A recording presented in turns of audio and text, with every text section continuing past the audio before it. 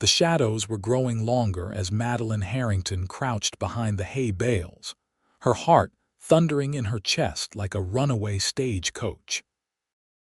Every creak of the barn door sent her further into the recesses of the hayloft, praying her arranged husband wouldn't think to search the rafters for his missing bride. She clutched the small leather pouch containing her mother's locket and the meager savings she'd managed to hide all she had left in the world besides the wedding dress she now wore, soiled with dust and hay.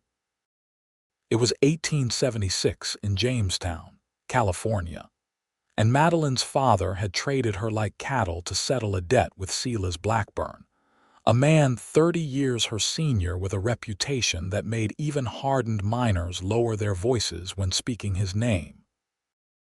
The wedding had been set for sundown, but Madeline had fled during the chaos of preparations, determined that she would rather face the wilderness than become the property of a man whose previous 2 wives had met mysterious ends.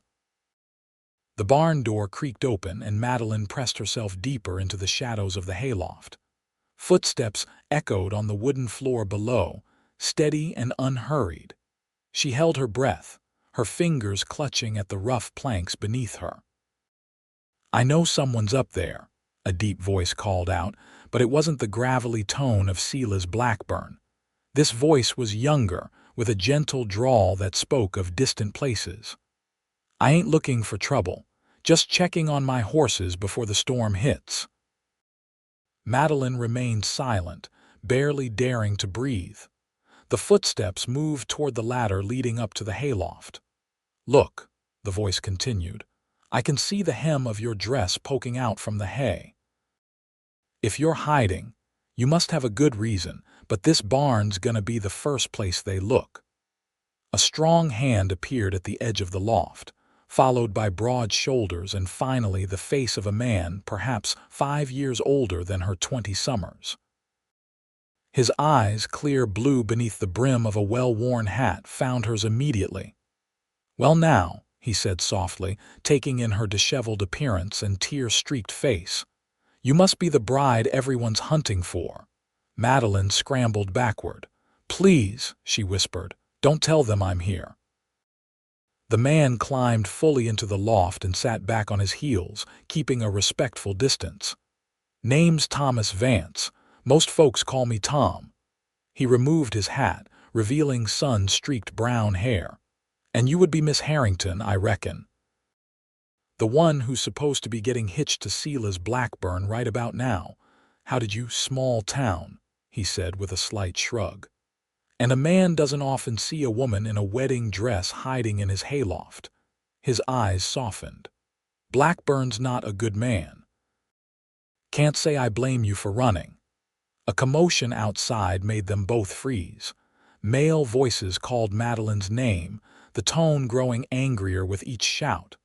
"They're getting closer," Tom said, rising to his feet in one fluid motion.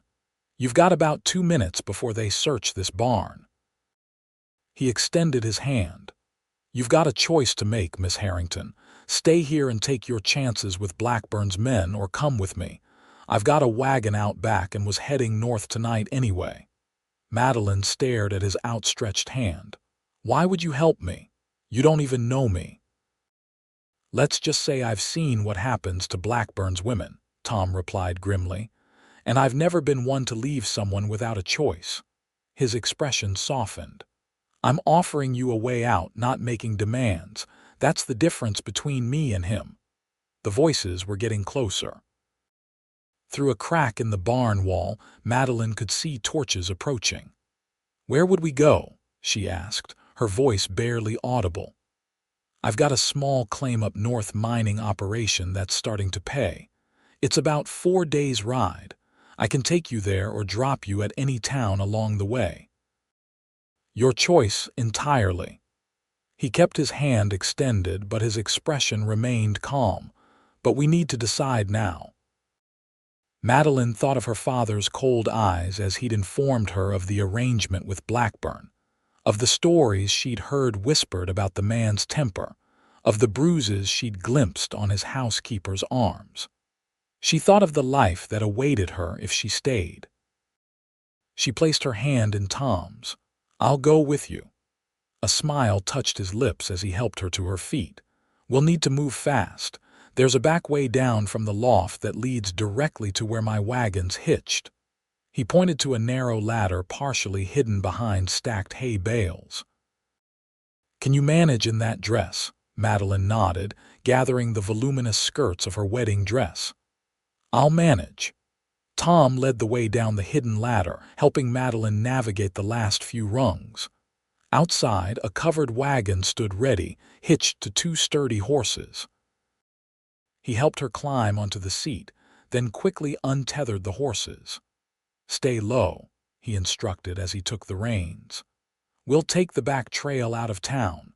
With any luck, they'll waste time searching every building before they realize you've left Jamestown entirely." As the wagon began to move, Madeline ducked down, the reality of what she was doing finally hitting her. She was leaving behind everything she'd ever known, trusting her life to a stranger with kind eyes and a steady voice. But as the shouts behind them faded into the distance, and the first stars appeared in the darkening sky, she felt something unexpected bloom in her chest hope. Tom guided the horses through a narrow trail that wound behind the main street, keeping the pace steady but not so fast as to draw attention. "Once we're clear of town, we'll make better time," he said quietly. "There's a blanket behind the seat if you're cold." "I'm fine," Madeline replied, though she was shivering slightly. It wasn't from cold but from the enormity of her decision. "Mr. Vance, Tom," he corrected. "Tom," she amended. "Why were you in town today of all days? It seems providential." He gave a slight smile without taking his eyes from the trail. "I come to Jamestown every few months for supplies. Was loading up when I heard talk of a wedding and a runaway bride. People seemed more concerned about Blackburn's reaction than your well-being." He glanced at her briefly. "That told me all I needed to know." They rode in silence for a time, the road growing rougher as they left the outskirts of Jamestown behind. The moon rose higher, casting silver light across the landscape. "What will happen when they discover I'm truly gone?" Madeline finally asked. "Blackburn will be furious," Tom acknowledged. "But he's also practical. Your father can't return whatever debt he owes if Blackburn kills him. More likely he'll send men looking for you at least for a while." "And my father?" Tom's hands tightened slightly on the reins. "I don't know your situation, Miss Harrington, but any man who'd give his daughter to Silas Blackburn knows exactly what kind of man he is." Madeline felt tears sting her eyes. "He said I should be grateful, that many girls would consider themselves fortunate to marry a man of Blackburn's means." "There are things worth more than money," Tom replied quietly. They traveled through the night, stopping only once to rest the horses at a small creek. Tom helped Madeline down from the wagon, his hands strong and steady at her waist. "You should try to sleep for a bit," he suggested, gesturing to the back of the wagon where supplies were neatly arranged, leaving space for a person to lie down. "We'll reach Miller's Crossing by midday tomorrow. You can decide there if you want to continue on with me or make other arrangements." Madeline wrapped her arms around herself. "Why are you really helping me?" Tom's expression grew distant. "My sister was married off to a man like Blackburn when she was 17. By 19, she was dead." He met Madeline's gaze directly. Nobody should be forced to live without choices. His honesty struck her deeply. "I'm sorry about your sister." "It was a long time ago," he said, though the pain in his eyes suggested otherwise. "Get some rest, Miss Harrington. Dawn's only a few hours away." "Madeline," she said softly, "if I'm to call you Tom, you should call me Madeline." A small smile touched his lips. "All right then, Madeline. Sleep well." As he turned to tend to the horses, Madeline made her way to the back of the wagon. She arranged a space among the supplies and lay down, expecting sleep to elude her after the day's events. But exhaustion claimed her quickly, and she fell into a dreamless sleep beneath the star-filled California sky. She awoke to the gentle motion of the wagon and the sound of Tom's voice quietly urging the horses onward. Sunlight filtered through the canvas covering, and for a moment, Madeline forgot where she was. Then the memories of the previous day came flooding back her escape, the stranger who had offered help, the road stretching away from everything familiar. Carefully, she made her way to the front of the wagon where Tom sat handling the reins. His profile was strong in the morning light, his attention focused on the trail ahead.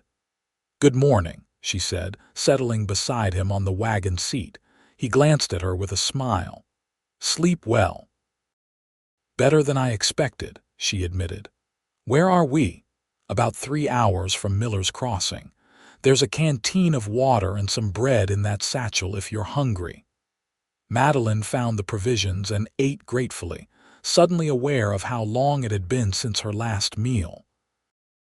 As she finished the simple breakfast, she became conscious of her appearance. Her wedding dress was wrinkled and stained, her hair falling loose from what had been an elaborate arrangement.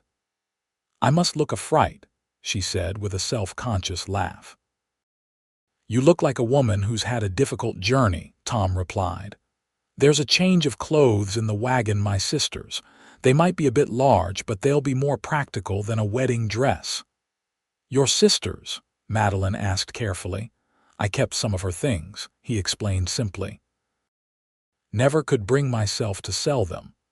Touched by this revelation of sentimentality, Madeline nodded. "Thank you. I'd appreciate that."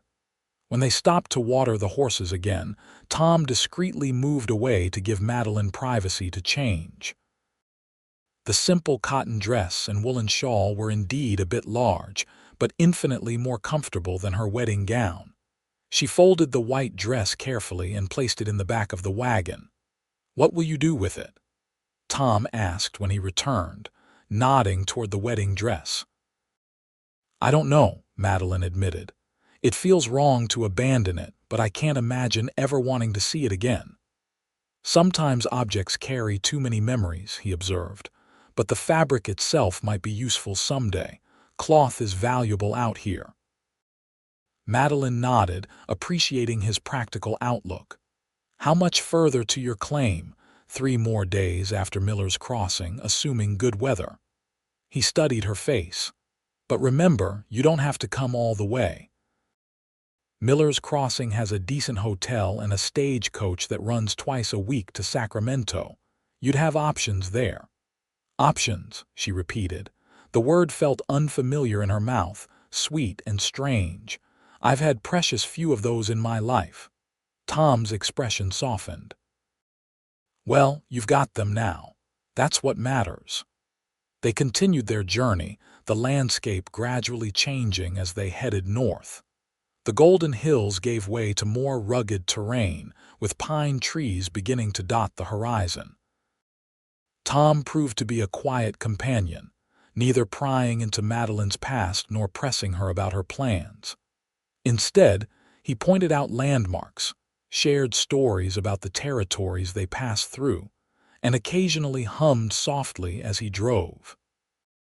By midday, the small settlement of Miller's Crossing came into view, a collection of wooden buildings straddling the road, with a stage-coach station, general store, and what appeared to be a small hotel. "We'll stop here for supplies," Tom said as they approached. "And you can think about what you want to do next." As they drew closer to the settlement, Madeline felt a flutter of anxiety. "What if someone recognizes me? What if word has spread about a runaway bride?" Tom considered this. "News travels slow out here, but not impossible. Maybe stay with the wagon while I get supplies. I'll ask around carefully, see if there's been any word from Jamestown." Madeline nodded gratefully. "Thank you." While Tom went into the general store, Madeline remained with the wagon, watching the comings and goings of the small town. A stagecoach rumbled in, disgorging tired travelers who made their way to the hotel. A group of men emerged from what appeared to be a saloon, laughing loudly. The scene was ordinary, peaceful even, yet Madeline couldn't shake the feeling of being exposed. Tom returned quicker than expected, his expression grim. "We need to move on," he said quietly, loading his purchases into the wagon. "Blackburn's got men asking questions in Sacramento. Won't be long before they make their way here." Fear clutched at Madeline's heart. "He's looking for me already." "Apparently he's offering a substantial reward," Tom confirmed, climbing onto the wagon seat. "Are you still considering staying here?" Madeline glanced at the stagecoach station, thinking of her brief dream of independence. "No," she decided. "Not if his men might come through." "I'll continue with you if the offer still stands." "It does," he assured her, taking up the reins. "We'll bypass the main roads from here, take some trails I know. It'll add a day to our journey but decrease our chances of running into trouble." As they left Miller's Crossing behind, Madeline felt both relief and trepidation. She was trusting her future to this man she barely knew, this quiet cowboy with sad eyes and gentle hands. Yet something told her that Thomas Vance was unlike any man she had encountered before, a man who offered choices instead of commands, who saw her as a person rather than a possession. "Tell me about your claim," she said as they traveled, wanting to know more about the place they were heading. "What do you mine there?" Tom's expression brightened slightly. "Gold, mostly. Not a big operation, just me and 2 partners. We've been working it for about 3 years now. Started paying decent returns last summer." He gestured to the supplies in the wagon. "That's why I can afford these regular supply runs now." "And where do you live?" "Built a cabin about a 1/4 mile from the mine. Nothing fancy, but it keeps out the rain and snow." He glanced at her, seeming to realize the implications of bringing her there. "There's a small settlement about 2 hours from the claim, River Spend. Has a general store, post office, even a small church. You could stay there if you prefer." Madeline considered this. "What would I do in River Spend? I have no money, no references." "The boarding house might take you on as help," Tom suggested. "Or the general store. People are always needing an extra hand." "And if I came to your claim instead?" Tom was silent for a moment. "We could use help with cooking and such. My partners and I take turns, but none of us are particularly skilled." He looked at her directly. "But I want to be clear, you'd be an employee, not. It wouldn't be like what Blackburn wanted. You'd have your own space, your own earnings, and the freedom to leave whenever you chose." Madeline felt a rush of gratitude at his careful clarification. "Thank you for that. I'll need to think about it." "Of course," he agreed easily. "You've got time. It's still 3 days to River Spend, 4 to the claim." They traveled on, leaving the main roads as Tom had suggested. The terrain grew more challenging, the wagon sometimes jolting over rocks or through small streams. Tom handled the difficulties with calm competence, occasionally dismounting to lead the horses through particularly rough patches. As evening approached, they made camp in a small clearing sheltered by pines. Tom efficiently set up a simple campsite, building a small fire and preparing a meal of beans, bacon, and coffee. Madeline insisted on helping, grateful to have something useful to do after hours of sitting in the wagon. "You're handy around a campfire," Tom observed as she stirred the beans. "My mother taught me to cook before she died," Madeline explained. "Father thought it unnecessary for a lady to work in the kitchen, but she insisted I learn practical skills. Smart woman, your mother." "She was," Madeline agreed softly. "She died when I was 16. Things changed after that."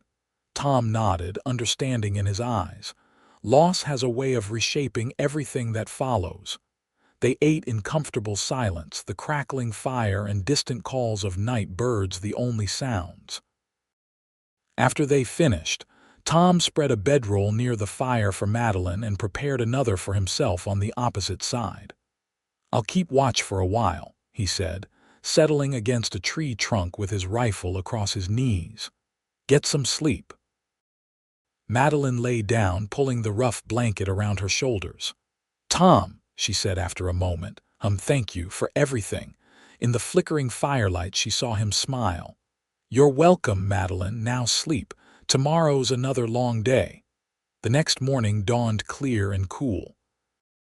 They packed up camp efficiently and continued their journey, the wagon following increasingly narrow trails through thickening forest. Tom seemed more alert today, his eyes constantly scanning their surroundings. "Is something wrong?" Madeline finally asked after noticing him look over his shoulder for the third time in an hour. "Probably nothing," he replied, but his tone wasn't entirely convincing. "Just being cautious. These trails are sometimes used by bandits." Madeline felt a chill that had nothing to do with the morning air. "Do you think we're being followed?" "Not specifically followed, no, but it pays to be alert out here." He adjusted his hat. "How are you holding up? This kind of travel isn't easy." "I'm fine," she assured him. "It's actually freeing in a way. I've never been allowed to travel before. Father thought it inappropriate for a young lady to venture far from home." Tom raised an eyebrow. "Never left Jamestown." "Once," she admitted. "When I was 12, we went to San Francisco for a week. Father had business there. It was the most exciting time of my life." She smiled at the memory. "I saw the ocean for the first time. It was vast and terrifying and beautiful all at once." "Like freedom," Tom observed quietly. Madeline looked at him, struck by the comparison. "Yes," she agreed. "Exactly like freedom." They stopped briefly at midday to rest the horses and eat a cold lunch of jerky and hardtack. Tom seemed increasingly uneasy, his gaze constantly moving to the trail behind them. "You do think we're being followed," Madeline said. "It wasn't a question." Tom sighed. "I spotted dust on the trail behind us about an hour back. Could be nothing. Could be trouble." Fear tightened around Madeline's heart. "Blackburn's men, or just other travelers," Tom said, but he didn't sound convinced. "Either way, we should keep moving. There's a place about 4 hours ahead where we can leave the trail, follow a creek that'll hide our tracks. If anyone is following, that should lose them." They packed up quickly and continued on, the wagon moving faster now, despite the rough terrain. Tom's tension was palpable, and it infected Madeline with a growing sense of dread. She kept glancing behind them, jumping at every snapping twig or rustling leaf. Late in the afternoon, they reached the creek Tom had mentioned. He guided the wagon into the shallow water, explaining that they would follow the creek for about a mile before emerging onto another trail. "The water will hide our wheel tracks," he said. "And if we're lucky, anyone following will assume we continued on the main trail." The strategy seemed sound, but as they traveled through the water, the wagon moving slowly against the current, Madeline couldn't shake the feeling that their luck was about to change. They had almost reached the point where Tom planned to exit the creek when the sound of horses approaching reached them. Tom reacted instantly, drawing the wagon to the side of the creek where overhanging branches provided some cover. "Stay down," he whispered, reaching for his rifle. Madeline crouched in the wagon, her heart pounding.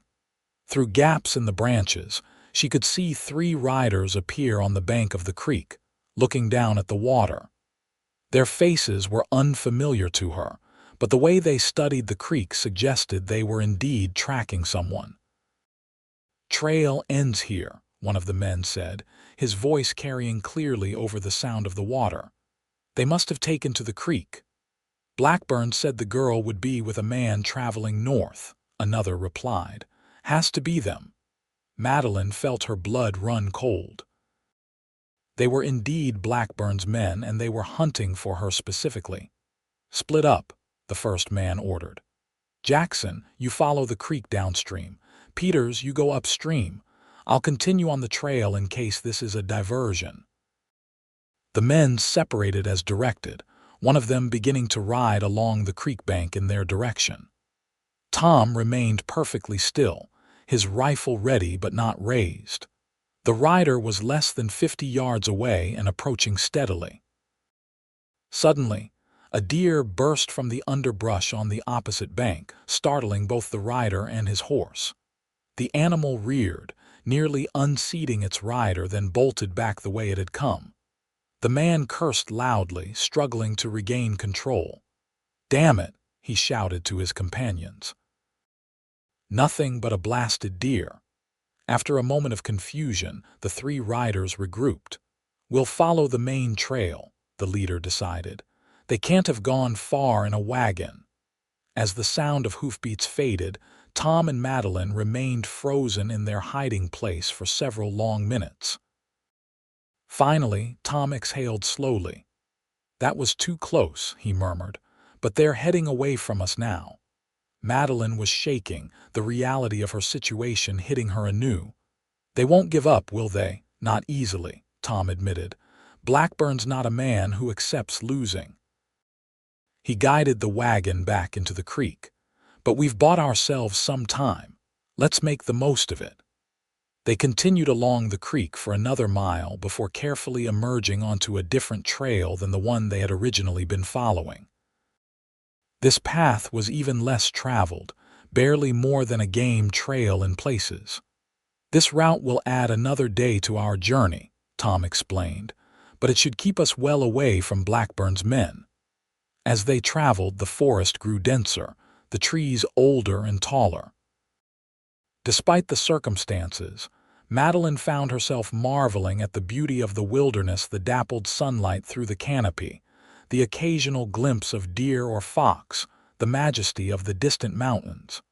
"It's beautiful," she said softly. "It is," Tom agreed. "This country has a way of getting into your blood. Even with all its dangers and hardships, I can't imagine living anywhere else." "I've never seen anything like it," she admitted. "In Jamestown, nature always seemed something to be tamed, pushed back. Here it feels alive, present." Tom glanced at her with a slight smile. "Most people just see trees and dirt. Nice to travel with someone who sees more." As evening approached, they made camp in another clearing, though Tom insisted on a smaller fire than the previous night. They ate a quiet meal, both still tense from the close encounter with Blackburn's men. "How much further to Riverspend?" Madeline asked as they cleaned up after dinner. "At this pace, 2 more days," Tom replied. "We'll need to be careful the whole way. Those men might have lost our trail for now, but they'll keep searching." "What happens when we reach Riverspend?" she asked, voicing the question that had been weighing on her mind. "Will you simply drop me there and continue to your claim?" Tom looked at her thoughtfully. "That depends on what you want, Madeline. If Riverspend feels right to you, then yes, I'll make sure you're settled safely before I move on. If you'd prefer to continue to the claim." He paused. "Well, that's an option too." "As your cook," she clarified. A smile touched his lips. "As whatever you choose to be. Cook, housekeeper, partner in the mine if that interests you, though I warn you, mining is hard work with no guarantee of reward." "Partner," Madeline repeated, surprised. "You'd offer that to someone you barely know." "I'm a good judge of character," Tom replied simply. "And out here, people are judged by their actions, not their past." The idea was both terrifying and exhilarating, to be valued for her abilities rather than her family name or appearance. It was a concept so foreign to her experience that she hardly knew how to respond. "I don't know anything about mining," she finally said. "Most don't when they start," Tom assured her, "but there's plenty to learn if you're interested." Madeline stared into the small fire, considering possibilities that had never before seemed available to her. "I'll need to think about it," she said eventually. "Of course," Tom agreed easily. No rush to decide. They fell into silence, the night sounds of the forest enveloping them. Madeline found herself studying Tom as he sat cleaning his rifle. In the flickering firelight, his features seemed both stronger and gentler, the set of his jaw determined, but his eyes thoughtful. "May I ask you something personal?" she ventured after a while. He looked up. "You can ask." "I might not answer." "Fair enough," she acknowledged. "How did you end up alone? Most men your age out here are married with children." Tom was quiet for so long that Madeline thought he wasn't going to answer. Finally, he set the rifle aside. "I was engaged once," he said quietly. "Back in Missouri before I came west. Her name was Sarah. We were to be married in the spring of '71. "What happened?" Madeline asked gently. "Cholera," he replied, his voice flat. "Took half the town, including Sarah and her family. I had nothing left to stay for, so I came west. Been moving around ever since, until I found the claim with my partners 2 years back." "I'm sorry," Madeline said, understanding now the shadows that sometimes crossed his face. "Loss has shaped your path too." Tom nodded. "It has a way of doing that." He looked at her directly. "What about you? How did you end up promised to a man like Blackburn?" Madeline sighed, drawing her knees up to her chest. "My father's business was failing. He made poor investments, took loans he couldn't repay. Blackburn offered to forgive the debt in exchange for my hand." She laughed bitterly. "Father called it a fortuitous arrangement. I called it selling his daughter." "Your father sounds like a man who values money above all else," Tom observed. "He wasn't always that way," Madeline said, feeling a need to be fair. "After Mother died, something in him changed. It was as if all the warmth went out of him. He became obsessed with status, with appearances." "And you became an asset to be traded," Tom finished grimly. "Precisely." Madeline stared into the fire. "The morning of the wedding, he told me I should be grateful. That Blackburn could provide a life of comfort and security." She shook her head. "But I'd heard stories about his previous wives, about their accidents. I knew what kind of security awaited me. So you ran." "So I ran," she confirmed. "Slipped out during the preparations and hid in the first place I thought of, your barn." She looked at him. "I had no plan beyond escaping the ceremony if you hadn't found me." She trailed off, unwilling to contemplate what might have happened. "But I did find you," Tom said simply. "And here we are." "Here we are," Madeline echoed, feeling a strange mixture of fear and hope. "Two people shaped by loss, traveling through wilderness, pursued by men who mean us harm. It sounds like something from a dime novel." Tom chuckled. "Life out here often does. The difference is, in those novels, everything works out neatly in the end. And in real life," his expression grew serious. "In real life, Madeline, we make our own endings, day by day, choice by choice." They held each other's gaze for a long moment, something unspoken passing between them. Finally, Tom stood up. "We should get some rest," he said. "Dawn comes early and we've got a long road ahead." Madeline nodded, settling into her bedroll. As she drifted towards sleep, she found herself contemplating not just the danger behind them, but the possibility that lay ahead, a life built on choices rather than obligations, with a man who seemed to value her mind as much as her appearance. It was a dangerous thought, perhaps as dangerous as Blackburn's pursuit. But as sleep claimed her, she couldn't help but nurture it, like a fragile flame in the darkness. The next day brought rain, a persistent, chilling drizzle that turned the narrow trail to mud and made travel slow and difficult.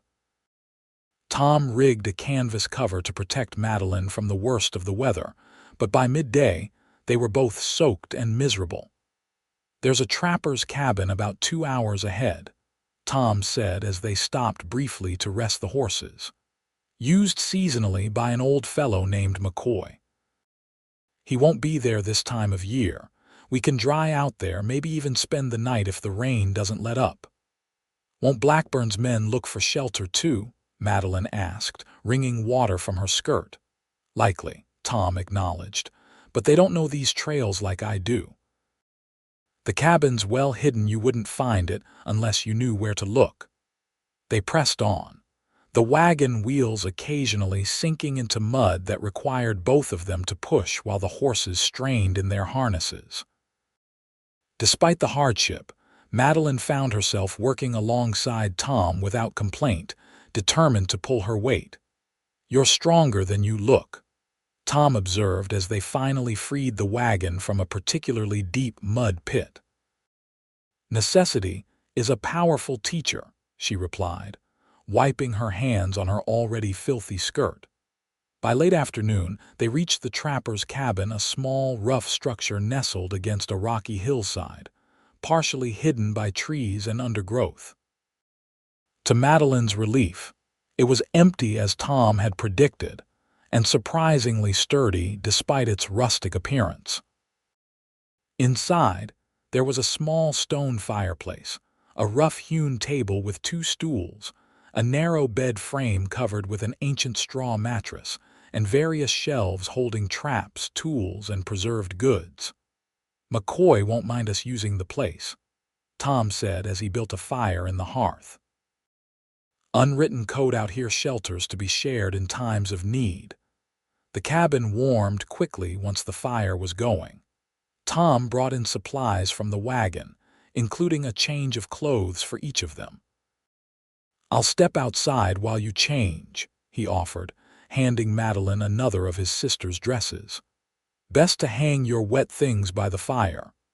When he returned, having changed into dry clothes himself, he found Madeline attempting to comb out her long, tangled hair with her fingers. "Here," he said, reaching into his pack and producing a simple wooden comb. "My sister's," he explained at Madeline's questioning look. "I keep finding her things among my supplies, never had the heart to get rid of them." Madeline accepted the comb gratefully. "She must have been very dear to you." "She was," Tom agreed, busying himself with preparing a meal from their supplies. "Emma was 6 years younger than me, always followed me around when we were kids, wanting to do everything I did."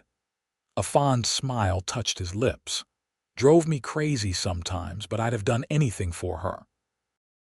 "What was she like?" Madeline asked softly, working the comb through her damp hair. Tom was quiet for a moment, stirring the pot of stew he was preparing. "Stubborn," he finally said, "and brave. Too brave, maybe. She never complained about the man our parents arranged for her to marry, not even to me. I only found out how bad things were when it was too late." "I'm sorry," Madeline said, understanding now why her situation had resonated so deeply with him. "After she died," Tom continued, his voice low, "I confronted her husband. Things got ugly. I had to leave Missouri quickly after that, came west with nothing but my horse and the clothes on my back." The implication of what must have happened hung in the air between them. Madeline could see now why Tom had risked everything to help a stranger fleeing a similar fate. "Thank you for telling me," she said simply. Tom nodded, seeming relieved to change the subject. "Stew's almost ready, not fancy, but it'll warm us up." They ate by firelight, the rain continuing to drum on the cabin roof. The simple meal tasted better than any fine dinner Madeline had ever had in Jamestown, perhaps because of the company or perhaps because she had truly earned her hunger. "What will happen when we reach your claim?" she asked as they finished eating. "Will your partners be surprised to see you bringing a woman along, Jake and Hank?" Tom considered this. "They'll be curious, certainly, but they're good men. Once they understand the situation, they'll welcome you." "As your cook," Madeline said again, testing the idea. Tom looked at her directly. "As whatever you choose to be, Madeline. I meant what I said before. The claim is starting to pay, and we could use another partner with a good head on their shoulders. You barely know me, she pointed out. I know enough, he replied simply. I've seen how you handle adversity, how you work without complaint, how you observe and think before you speak. He smiled slightly. Those qualities are worth more than experience in most endeavors. His assessment of her character touched Madeline deeply. No one had ever valued her for such traits before in Jamestown. A young woman's worth was measured by her beauty, her family connections, her domestic skills. I don't know if I'll stay, she said honestly, but I appreciate having the choice. That's all anyone can ask for, Tom agreed. The freedom to choose their own path. As night deepened and the rain continued to fall, they prepared for sleep, Tom insisting that Madeline take the narrow bed while he made do with his bedroll on the floor near the fire. I've slept on worse, he assured her when she protested. And we both need rest. Tomorrow will be another long day if this rain lets up. Madeline settled onto the straw mattress, pulling a rough blanket over herself. Despite its humble nature, the bed felt luxurious after 2 nights sleeping on the ground. From across the small cabin, she could see Tom's profile as he stared into the dying fire, his expression thoughtful. Tom, she said softly. He turned to look at her. Yes, I'm glad it was your barn I chose to hide in. A smile warmed his features. So am I, Madeline. Now get some sleep. She closed her eyes, feeling safer than she had in years despite the dangers that still pursued them. Outside, the rain continued to fall, washing away their tracks and perhaps clearing a path forward. Morning brought clear skies and renewed determination. They left the trapper's cabin early, Tom carefully obscuring any signs of their presence. The rain had indeed washed away most evidence of their passage, making it unlikely that Blackburn's men would easily find their trail. One more day to river spend, Tom said as they set out. The trail improves from here. We should make good time. The terrain gradually changed as they traveled, the dense forest giving way to more open country with spectacular views of distant mountains. Madeline found herself entranced by the landscape, so different from the familiar surroundings of Jamestown. It's magnificent, she breathed as they crested a ridge that revealed a panoramic vista of valleys and peaks stretching to the horizon. This is why I stay, Tom said simply. No matter how hard life gets out here, views like this make it worthwhile. They stopped for a brief midday meal beside a clear stream. As they ate, Tom pointed out landmarks and shared stories of his early days in the territory. When I first came west, I worked as a guide for a while, he explained. Learned the land from an old mountain man named Caleb Jenkins. He knew every trail, every water source, every danger from here to the Rockies. Is that how you found your mining claim? Madeline asked. Tom shook his head. That was pure luck. Met Jake in a saloon in Sacramento. He'd found color in a creek up north but needed partners with some capital to develop it. I'd saved a bit by then, so I threw in with him. We picked up Hank later. He was a carpenter before he caught gold fever. And the claim is successful. It's promising, Tom said cautiously. We're not rich men, not yet, but we're making enough to keep going, improve our equipment. If the vein holds, we could do very well indeed. As they packed up to continue their journey, Madeline found herself increasingly curious about this life Tom had built, so different from anything she had known or expected for herself. The idea of contributing to such an enterprise, of building something from nothing through honest work, held an appeal she hadn't anticipated. They traveled steadily through the afternoon, making better time on the improved trail. As the sun began to lower, Tom pointed to a distant plume of smoke rising above the trees. River Spend, he said. We'll reach it by midday tomorrow if all goes well. They made camp one last time in a small meadow sheltered by tall pines. The evening was peaceful with no sign of pursuit, but Tom remained vigilant, his rifle always within reach. "You think we've lost them?" Madeline asked as they sat by the fire after dinner. "For now, perhaps," Tom replied, "but Blackburn isn't a man who gives up easily. He'll have men watching Sacramento, other major settlements. We'll need to be careful for some time yet." "How long do you think he'll search for me?" Tom considered this. "That depends on how much he wants you specifically versus simply wanting to save face." He looked at her directly. "Did he seem particularly fixated on you?" Madeline shuddered slightly at the memory of Blackburn's cold eyes assessing her at their one meeting before the wedding. "He spoke of me as if I were a prize mare he'd purchased, said I would do nicely and that he appreciated quality." Tom's expression hardened. "Then he may persist longer than most would. Men like that view women as possessions. Having one stolen is an insult they can't abide." "I wasn't stolen," Madeline said firmly. "I fled of my own accord. You and I know that," Tom agreed. "But Blackburn will see it differently. In his mind, you were his property from the moment your father accepted his offer." The reality of her situation settled heavily on Madeline's shoulders. "So I'll never truly be free of him. I'll always be looking over my shoulder." "Not necessarily," Tom said thoughtfully.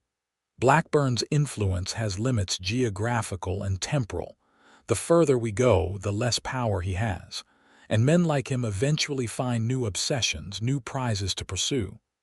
"How far would we need to go," Madeline asked, "to be truly beyond his reach?" Tom noted her use of "we," but didn't comment on it directly. "My claim is already well outside his usual territory, and there are places further still. Oregon, Washington territory. The world doesn't end at California's borders."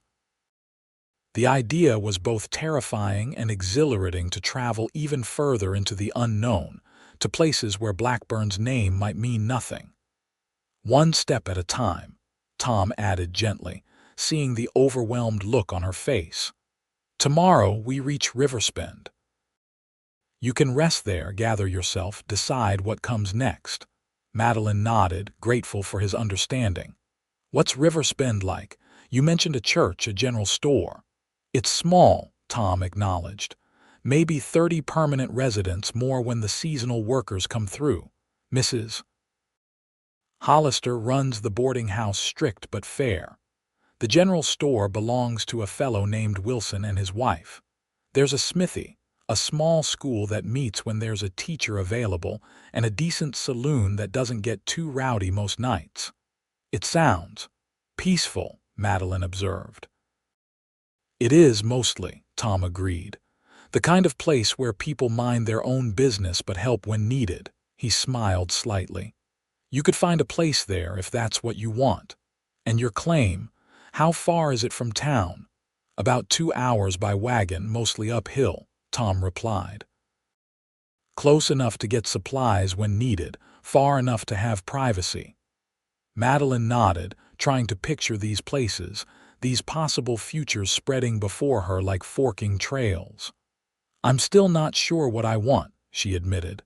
"Everything has happened so quickly." "There's no rush to decide," Tom assured her. "You've earned the right to take your time, consider all options."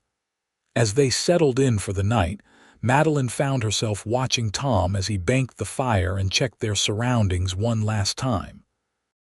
In just a few days, this man had become something unexpected in her life, not just a rescuer or guide, but perhaps a friend. Someone who saw her clearly and valued what he saw. It was a novel experience, and one that made the uncertainty of her future seem less frightening. Morning brought a sense of anticipation as they packed up camp for the final leg of their journey to Riverspend. The trail widened as they traveled, eventually becoming a proper road that showed signs of regular use. "We'll start seeing farms soon," Tom predicted. Riverspend sits in a fertile valley good for crops and livestock both. True to his word, they began passing small homesteads, modest cabins with cleared fields, occasional orchards, livestock grazing in fenced pastures. People working the land looked up as they passed, offering cautious waves that Tom returned. "Word travels fast out here," he explained. "By the time we reach town, everyone will know a wagon's coming in." Madeline smoothed her hair self-consciously, aware of her travel-worn appearance. "What will they think of me?" "They'll be curious," Tom acknowledged. "Strangers are always a subject of interest, but they won't pry openly, not their way." As they approached the outskirts of Riverspend, Madeline felt a mixture of relief and trepidation. The settlement was indeed small, a single main street with wooden buildings on either side, a few side streets with simple homes. The church Tom had mentioned stood at one end, its modest steeple the tallest structure in town. People paused in their activities to watch as the wagon rolled down the main street, curiosity evident in their expressions. Tom nodded greetings to several townsfolk as they passed. "The boarding house is there," he said, pointing to a two-story building with a small porch. "And that's Wilson's general store next to it. The saloon's at the far end, past the blacksmith's." He guided the wagon to a hitching post in front of the general store. "We'll need to stock up before heading to the claim," he explained. "And you can meet Mrs. Hollister if you're thinking of staying in town." As Tom helped Madeline down from the wagon, she became acutely aware of eyes watching from doorways and windows. "Everyone's staring," she murmured. "Not everyone," Tom corrected with a smile. "Just most everyone. Like I said, strangers are interesting." A stocky man with a thick beard emerged from the general store, his face breaking into a smile when he recognized Tom. "Vance, wasn't expecting you back so soon," he called, approaching with an outstretched hand. "How was the supply run?" "Eventful, Wilson," Tom replied, shaking the man's hand. "Very eventful." Wilson's curious gaze shifted to Madeline. "I can see that," he said, tipping his hat to her. "Madam." "Wilson, this is Miss Madeline Harrington," Tom said formally. "She's traveled with me from Jamestown." "Madeline, this is Elias Wilson, proprietor of our fine general store and unofficial mayor of Riverspend." "Pleased to meet you, Miss Harrington," Wilson said, his eyes twinkling with undisguised curiosity. "Welcome to our little town." "Thank you, Mr. Wilson," Madeline replied, summoning the social graces that had been ingrained in her since childhood. "It seems a lovely community." That it is," Wilson agreed. "Will you be staying with us or continuing on to the claim with Tom here?" Before Madeline could answer, a woman's voice called from the doorway of the boarding house. "Thomas Vance, is that you bringing a lady into my town without proper introduction?" Tom winced slightly, then turned with a respectful smile. "Mrs. Hollister, looking well as always." A tall, angular woman with iron-gray hair pulled into a severe bun descended the steps of the boarding house, her shrewd eyes fixed on Madeline. "And who might this young lady be?" she demanded, though her tone wasn't unkind. "Madeline Harrington, madam," Madeline answered for herself, meeting the older woman's gaze directly. "Recently of Jamestown." Mrs. Hollister's eyebrows rose slightly. "Jamestown? That's quite a journey for a young woman. Family relocated?" "No, madam," Madeline replied, unsure how much to reveal. "I'm seeking new opportunities."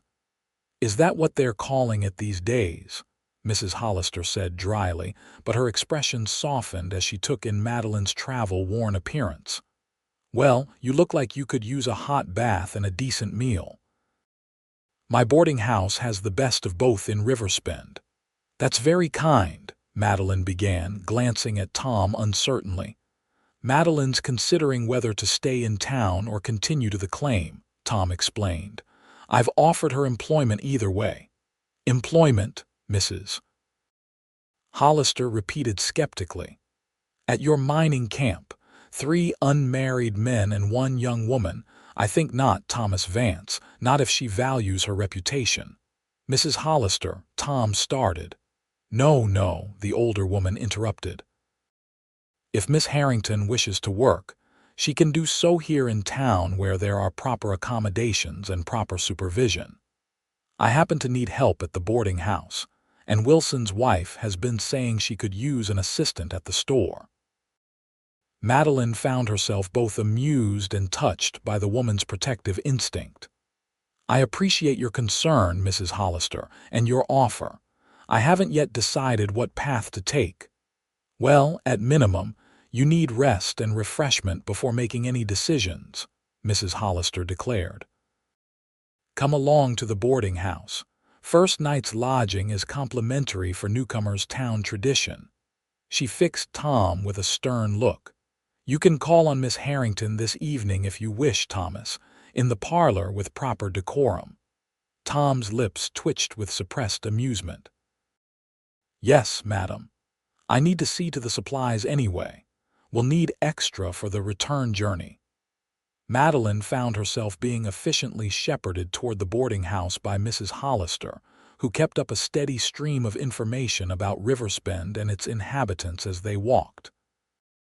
"The town's small but decent," she was saying.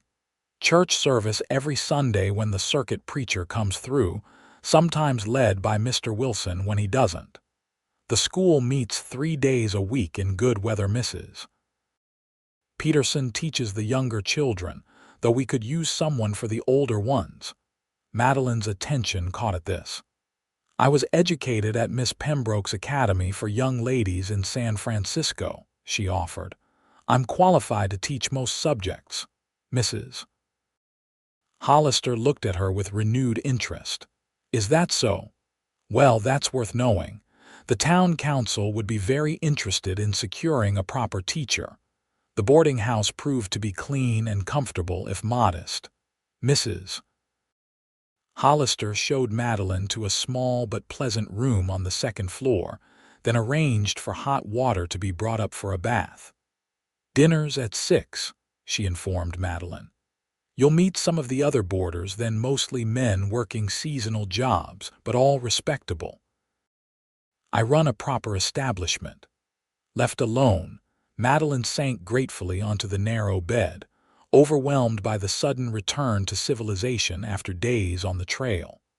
The simple room felt luxurious after sleeping under the stars, and the prospect of a real bath seemed almost miraculous. As she soaked in the hot water later, washing away the dust and fatigue of travel, Madeline found her thoughts returning to Tom. Would he truly be content to leave her here in Riversbend if that was her choice? And more puzzlingly, why did that possibility leave her feeling strangely bereft? She had known the man for less than a week, yet he had shown her more genuine respect and consideration than any man in her previous life. He had offered her choices when others had only given commands, had seen value in her beyond her appearance or family connections. By the time she dressed in the cleanest of her borrowed dresses and made her way downstairs for dinner, Madeline had reached no firm conclusions about her future. But she found herself looking forward to Tom's promised visit with an eagerness that surprised her. Dinner at the boarding house was a simple but hearty affair: roast beef, potatoes, and greens, with apple pie for dessert. The other boarders, as Mrs. Hollister had indicated, were mostly men employed at nearby farms or passing through on business. They regarded Madeline with curiosity, but were universally polite, no doubt aware of Mrs. Hollister's strict standards of behavior. After the meal, Madeline was directed to the small parlor at the front of the house, where she found Tom already waiting. He had clearly made efforts with his appearance. His hair was neatly combed, his clothes clean, and he wore a proper jacket despite the warm evening. "Miss Harrington," he said formally, standing as she entered, "you're looking well. Rest agrees with you. As does civilization with you, Mr. Vance, she replied with a small smile, noticing how the proper attire suited his tall frame. Though I confess, I rather miss the campfire conversations. As do I, he admitted, his formality softening. Mrs. Hollister is keeping a close eye on us, I presume, from the kitchen doorway, Madeline confirmed in a low voice. I believe she suspects your intentions are less than honorable. Tom chuckled. Mrs. Hollister suspects everyone's intentions. It's her way of protecting her town. He gestured to the small sofa. Shall we sit? I've spoken with Wilson about supplies for the return journey to the claim. We can leave tomorrow if you've decided to come along, or I can go alone if you prefer to stay. Madeline sat, smoothing her skirts nervously. I'm still uncertain, she admitted. Mrs. Hollister mentioned they need a teacher for the older children. It would be respectable work, and I am qualified. You'd be good at it, Tom said without hesitation. The children would be fortunate to have you.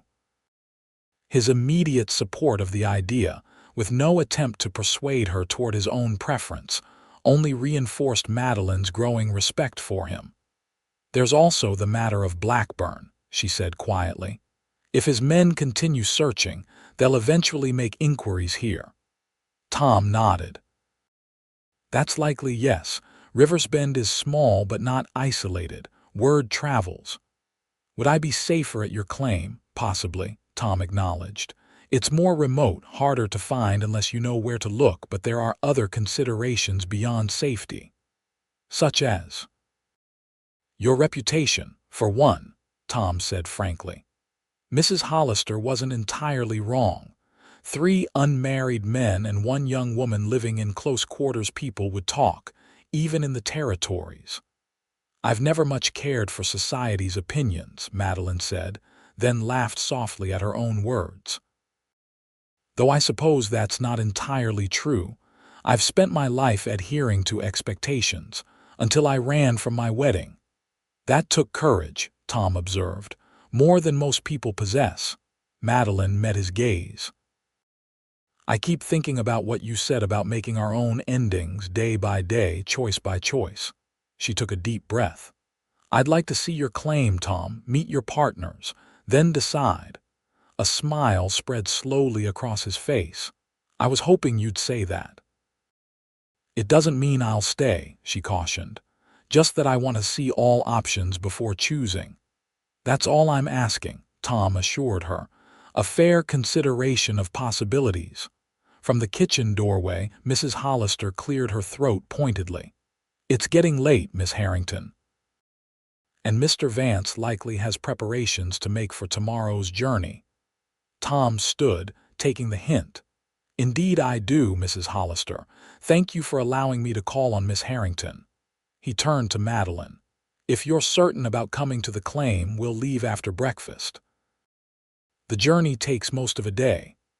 I'll be ready, Madeline promised. After Tom had departed, Mrs. Hollister approached Madeline with a concerned expression. You're going to that mining camp, aren't you? Just to see it, Madeline replied. I haven't made any permanent decisions. The older woman sighed. I can see you've got your mind set. Just remember, a young woman's reputation is fragile out here. Once damaged, it's hard to restore. I appreciate your concern, Madeline said sincerely, but I need to explore all possibilities before settling. Mrs. Hollister studied her for a moment, then nodded reluctantly. You seem a sensible girl, despite your current circumstances. Whatever brought you all the way from Jamestown with Thomas Vance, I suspect it was necessary. It was, Madeline confirmed simply. Well then, the older woman said briskly, if you do return to Riversbend, there will be a place for you here, and if you don't. She paused. Well, Thomas Vance is a better man than most, I'll say that much. Madeline slept soundly that night, the comfortable bed and sense of security allowing her to truly rest for the first time since her escape.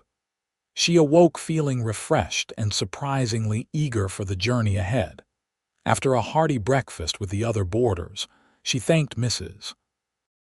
Hollister for her hospitality and promised to consider the teaching position if she returned to Riversbend. The older woman sent her off with a packed lunch and thinly veiled warnings about maintaining propriety.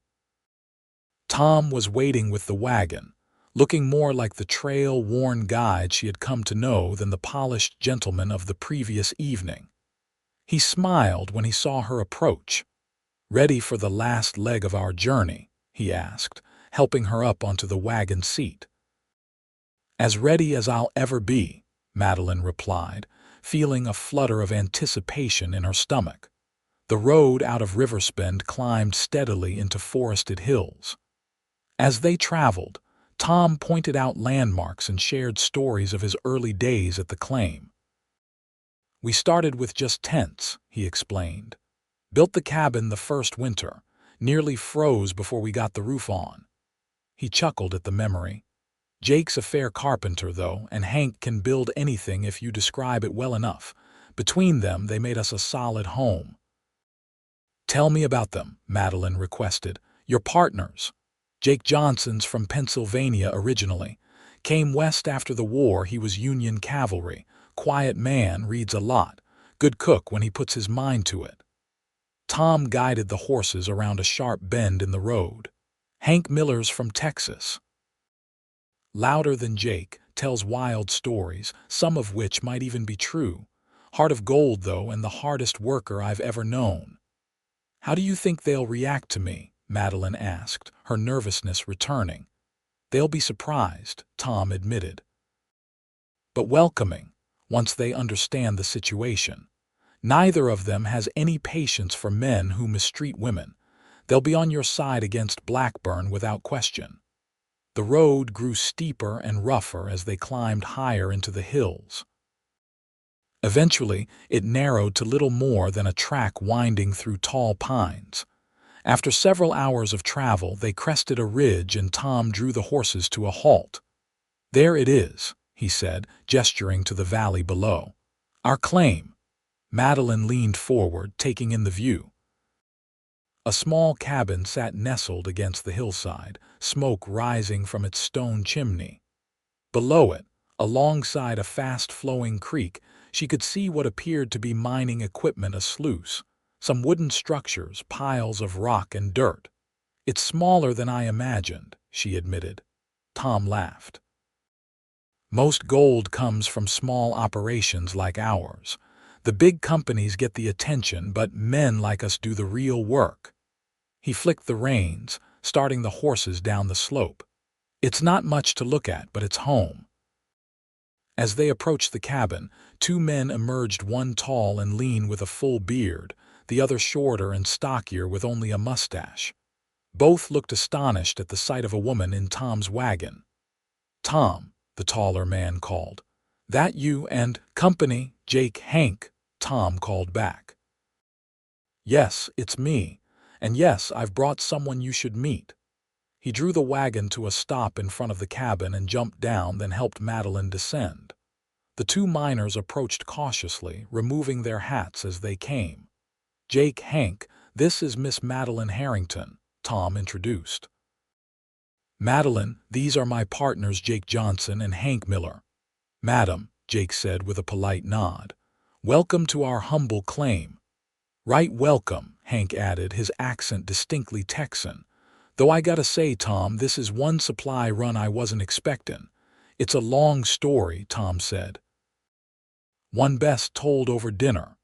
Madeline's considering whether to stay with us for a while as our cook and housekeeper," he added quickly, seeing the surprise on his partners' faces. "Or possibly helping with other aspects of the operation if she's interested." Jake and Hank exchanged glances. "Well, madam," Jake said carefully, "we'd certainly benefit from someone with domestic skills. Our cooking leaves much to be desired." "And the cabin could use a woman's touch," Hank added with an apologetic smile. "We ain't the neatest fellows." Madeline looked from one to the other, then at Tom. "Perhaps I could see the cabin first, and you could tell your partners the circumstances that brought me here." Tom nodded. Of course. Jake, would you show Madeline around while Hank helps me with the wagon? Then we can all talk. Jake led Madeline to the cabin, holding the door for her with unexpected courtesy. Inside, she found a space that was indeed in need of attention, not filthy, but certainly untidy, with the unmistakable look of a place inhabited solely by men with other priorities.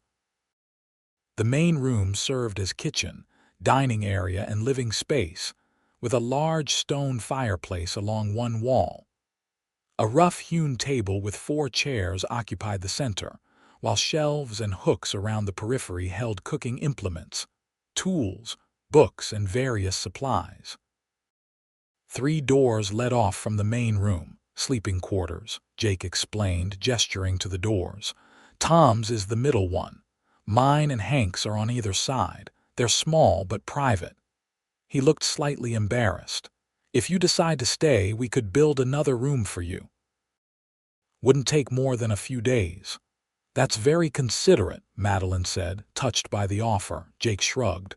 Tom's a good judge of character. If he brought you here, he has his reasons. He paused, studying her curiously. May I ask what those reasons are, madam? No offense intended, but it's unusual to encounter a lady in these parts, especially one traveling alone with a man not her husband or kin. Madeline considered how much to share. I was fleeing an arranged marriage to a dangerous man, she said finally. Tom found me hiding and offered help. He's been a perfect gentleman throughout our journey, she added, feeling it important to establish this point. Jake nodded, unsurprised. Sounds like Tom. He's got strong feelings about forced marriages given what happened to his sister.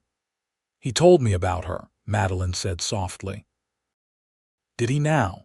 Jake looked thoughtful. He doesn't speak of Emma to many people. You must have made quite an impression.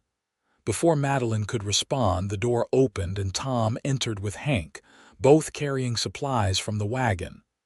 How's the tour going? Tom asked, setting down his burden. Just getting started, Jake replied.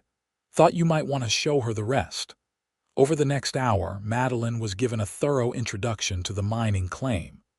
The cabin, while rustic, was solidly built and could indeed be comfortable with some attention to organization and cleanliness. Outside, Tom showed her the garden they had started, currently growing only basic vegetables, but with potential for expansion. The mining operation itself was more complex than it had appeared from a distance. The creek had been partially diverted to flow through a series of sluices and settling ponds, with various equipment arranged to separate gold from the surrounding rock and soil. We work from sunup to sundown most days, Tom explained. It's hard labor, but the creek's been good to us so far. Enough color to keep us going and occasionally a larger nugget to celebrate over. As they walked, Madeline noted the easy camaraderie between Tom and his partners. These men had clearly formed a bond stronger than mere business association. They were a family of sorts, built on mutual respect and shared hardship.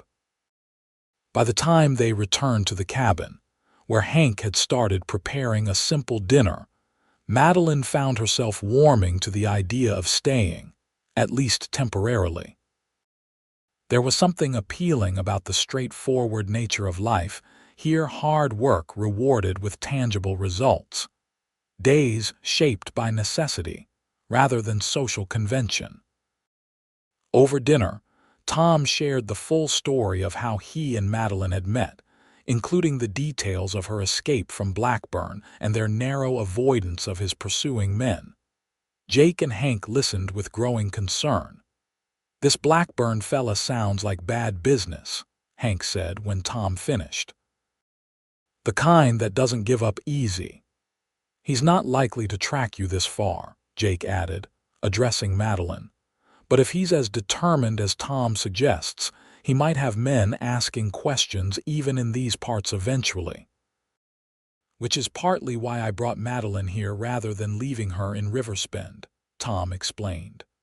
We're more isolated, less likely to be found by casual inquiries. Plus, Mrs. Hollister would have talked your ear off, Hank said with a grin. That woman knows everything about everyone within 50 miles. She was very kind, Madeline defended, if overly concerned with propriety. Speaking of propriety, Jake said carefully, how would this arrangement work exactly? The cabin's small and there are certain considerations when a lady lives among men not her kin. If Madeline decides to stay, Tom replied, we would build her a separate room with its own entrance. In the meantime, I'd sleep in the wagon or by the fire out here. He looked at his partners. I want to be clear, Madeline is here by her own choice, free to leave whenever she wishes. If she stays, she'll be compensated fairly for her work, whether that's cooking, housekeeping, or helping with the claim itself. Jake and Hank exchanged glances, then nodded. Seems fair, Jake said. And truth be told, we could use the help.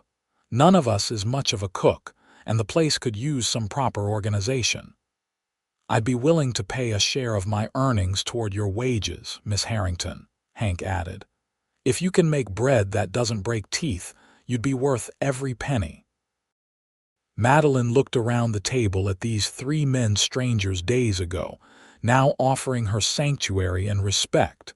It was more than she had received from her own father. I'd like to stay, she said finally, at least for now, until I decide what path I want to take longer term. Tom smiled, a genuine warmth in his eyes. We'd be honored to have you, Madeline. Welcome to the claim, Miss Harrington, Jake said, raising his coffee cup in a toast. May it bring you better fortune than what you left behind. That night, true to his word, Tom insisted on sleeping by the fire while Madeline took his small bedroom. The space was simple but clean: a narrow bed, a small table with a lamp, a chest for clothing, and hooks on the wall for hanging items. Tom's few personal possessions were neatly arranged on a shelf: a book of poetry, a carved wooden box that Madeline didn't examine, and a daguerreotype that appeared to show a young woman, presumably his sister Emma. As Madeline settled into the unfamiliar bed, she reflected on the extraordinary turn her life had taken. A week ago, she had been preparing to marry a man she feared. Now she was living in a mining cabin with 3 bachelors, contemplating a future entirely of her own making. It was terrifying and exhilarating in equal measure. But as she drifted towards sleep, Madeline realized that, for the first time in years, she felt something like peace. Whatever challenges lay ahead, she would face them as a woman making her own choices, not as someone's daughter or someone's wife, but as herself. The weeks that followed established a new rhythm to life at the claim. Madeline quickly took charge of the cabin's domestic arrangements, bringing order to what had been cheerful chaos. She established regular mealtimes, reorganized the storage of supplies, and began a campaign of thorough cleaning that left the miners both impressed and slightly abashed at their previous living conditions. True to their word, Jake and Hank set aside their mining work for 3 days to build Madeline a small but comfortable room attached to the main cabin, complete with its own entrance and a window that caught the morning sun. They furnished it simply but thoughtfully, even constructing a small dressing table that Hank presented with obvious pride. Not as fancy as what you might be used to, he apologized, but solid oak at least. It's beautiful, Madeline assured him, genuinely touched by the gesture.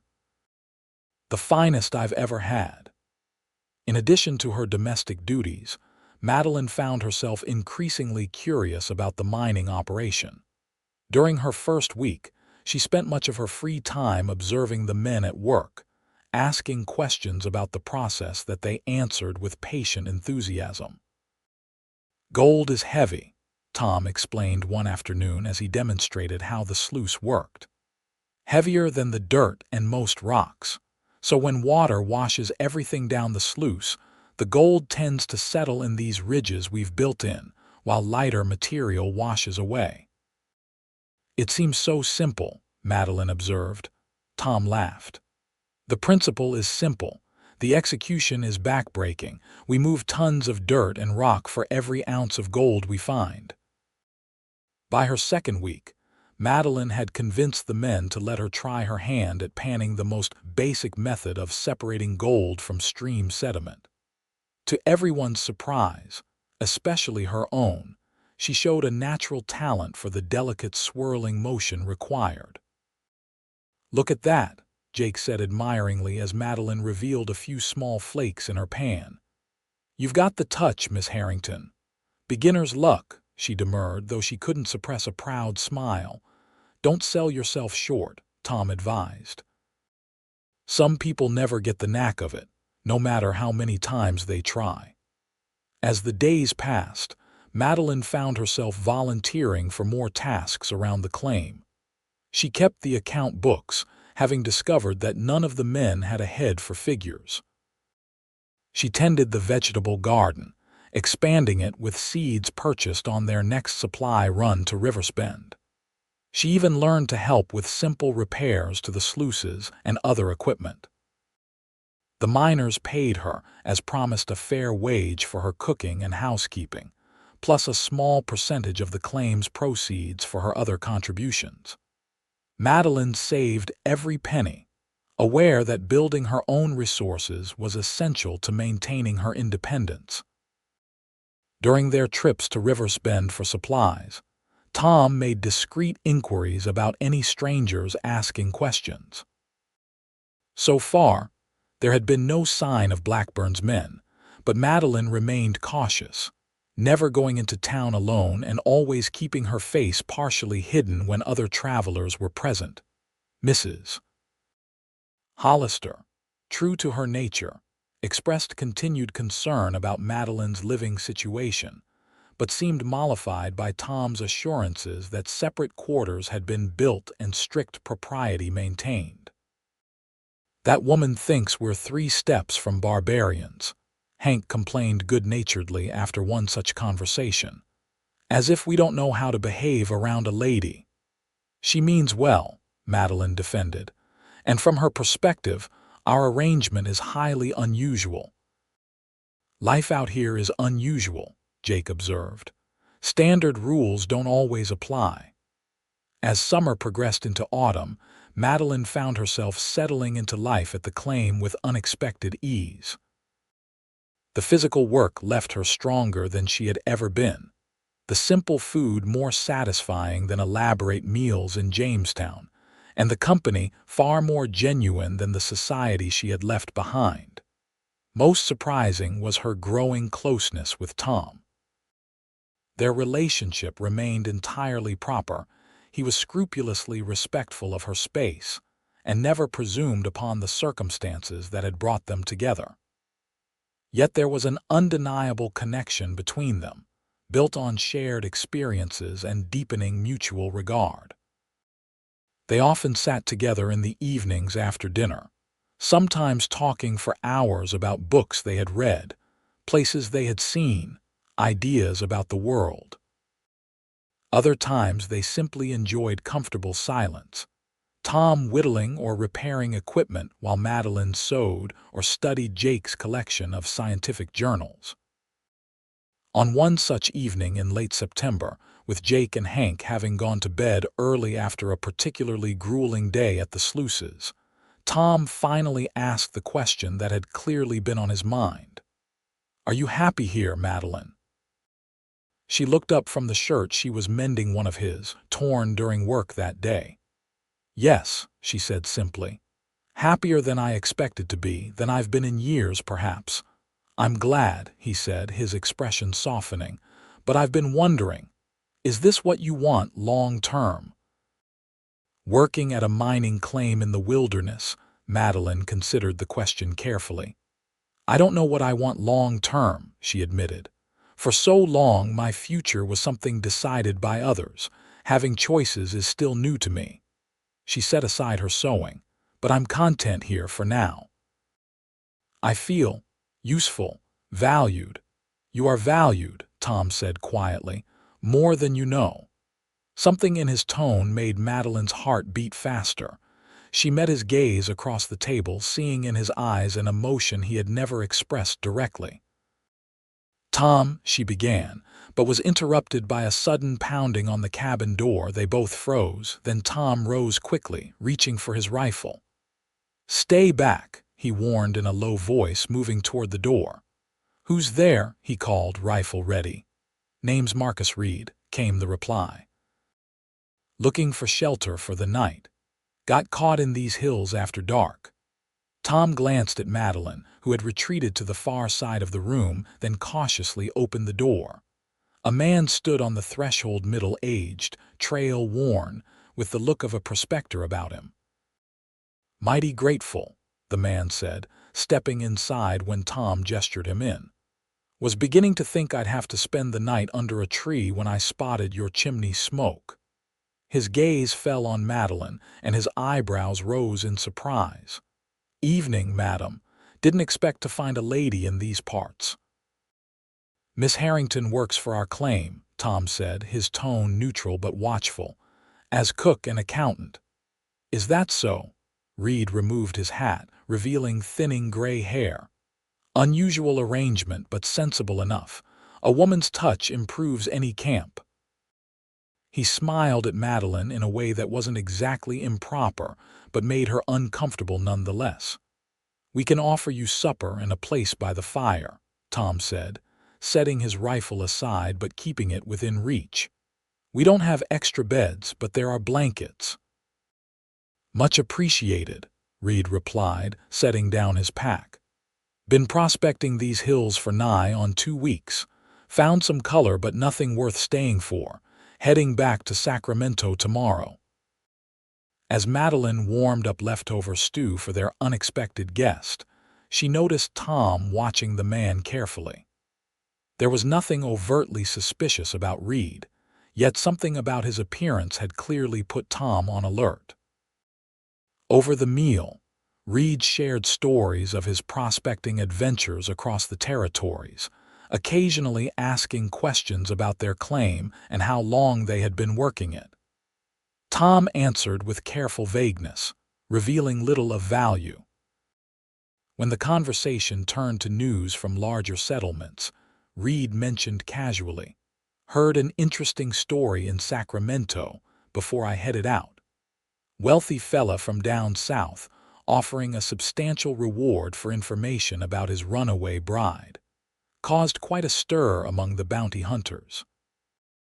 Madeline nearly dropped the cup she was holding. Tom's expression remained neutral, but she saw his hand tighten on his coffee mug. "That's so," he replied evenly. "Some men can't accept rejection, I suppose," Reed shrugged. "Way I heard it, the girl was promised to him fair and square, then stole valuables before disappearing. Her father's beside himself with shame." "Perhaps there's more to the story," Madeline suggested, unable to remain silent at this slander of her character. "Perhaps the bride had reason to flee." Reed looked at her with sudden interest. "Perhaps," he conceded. "Though in my experience, women often act from emotion rather than reason." "In my experience," Tom countered, "people who speak of others in such generalities rarely understand the complexity of human nature." A tense silence followed, broken when Jake emerged from his room, awakened by the voices. "Evening," he said, taking in the scene with a quick glance. "Didn't realize we had company." Tom made introductions, and Jake's presence seemed to ease the tension somewhat. The conversation turned to safer topics: the early snow predicted for the coming winter, the price of supplies in Sacramento, a new gold strike rumored in the Northern Territory. When Reed finally bedded down by the fire, Tom made a point of placing himself between the visitor and the doors to their sleeping quarters. Madeline retreated to her room, but sleep eluded her. Something about Reed's manner and his specific mention of the runaway bride story left her deeply unsettled. She was still awake when a soft knock came at her door. "Madeline," Tom's voice was barely audible. "Are you awake?" She opened the door to find him standing there, concern evident in his expression. "I don't trust him," he whispered. "Something's not right." "The story about the reward," Madeline whispered back. "It can't be coincidence." "No," Tom agreed. "I think he's hunting the reward. May not know for certain you're the woman in question, but he's suspicious." He glanced toward the main room where Red slept. "We should prepare to leave before first light, just in case." "Leave?" Madeline echoed. "But the claim Jake and Hank can manage without us for a while," Tom assured her. "Your safety is more important." His expression was grave. "Madeline, if Reed does suspect who you are, others will follow. We need to put more distance between you and Blackburn." The reality of her situation crashed back upon her. For weeks, she had been living in a bubble of relative security, almost forgetting the danger that had set her on this path. Now that bubble had burst. "Where would we go?" she asked, feeling once again the uncertainty that had characterized her first days of freedom. "North," Tom suggested. "Oregon Territory, perhaps, far enough that Blackburn's influence won't reach." He hesitated. "I know it means starting over again, leaving just as you've settled here." "I'm sorry for that." Madeline looked up at him, struck by his willingness to uproot his own life to protect her. "You'd leave your claim, your partners, everything you've built here. The claim will still be here if we ever return," Tom said simply. "And Jake and Hank would understand. Some things matter more than gold." He met her gaze steadily. "I promised you choices, Madeline. This is another one. We can stay and risk Reed identifying you, or we can leave tonight and seek safety elsewhere." The decision felt monumental, yet somehow clearer than Madeline had expected. "We'll go," she said firmly.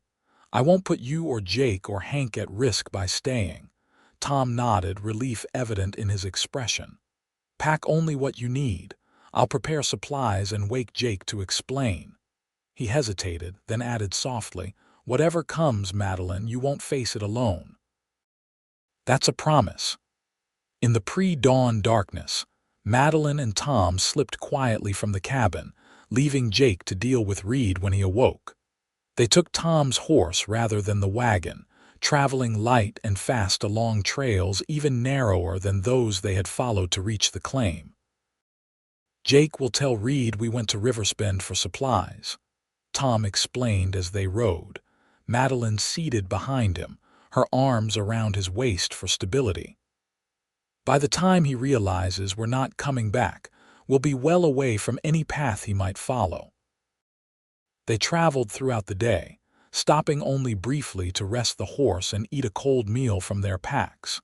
By nightfall, they had covered significant distance, following game trails through increasingly rugged terrain. "We'll camp here," Tom decided as darkness made further travel dangerous.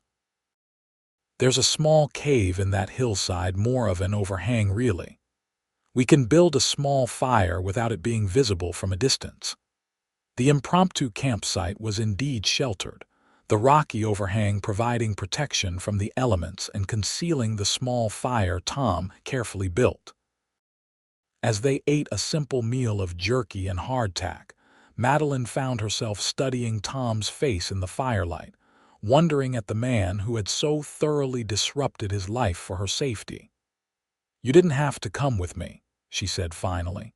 "You could have sent me north with directions, supplies. Stayed with your claim." Tom looked up, surprise evident in his expression. "Is that what you wanted, to go alone?"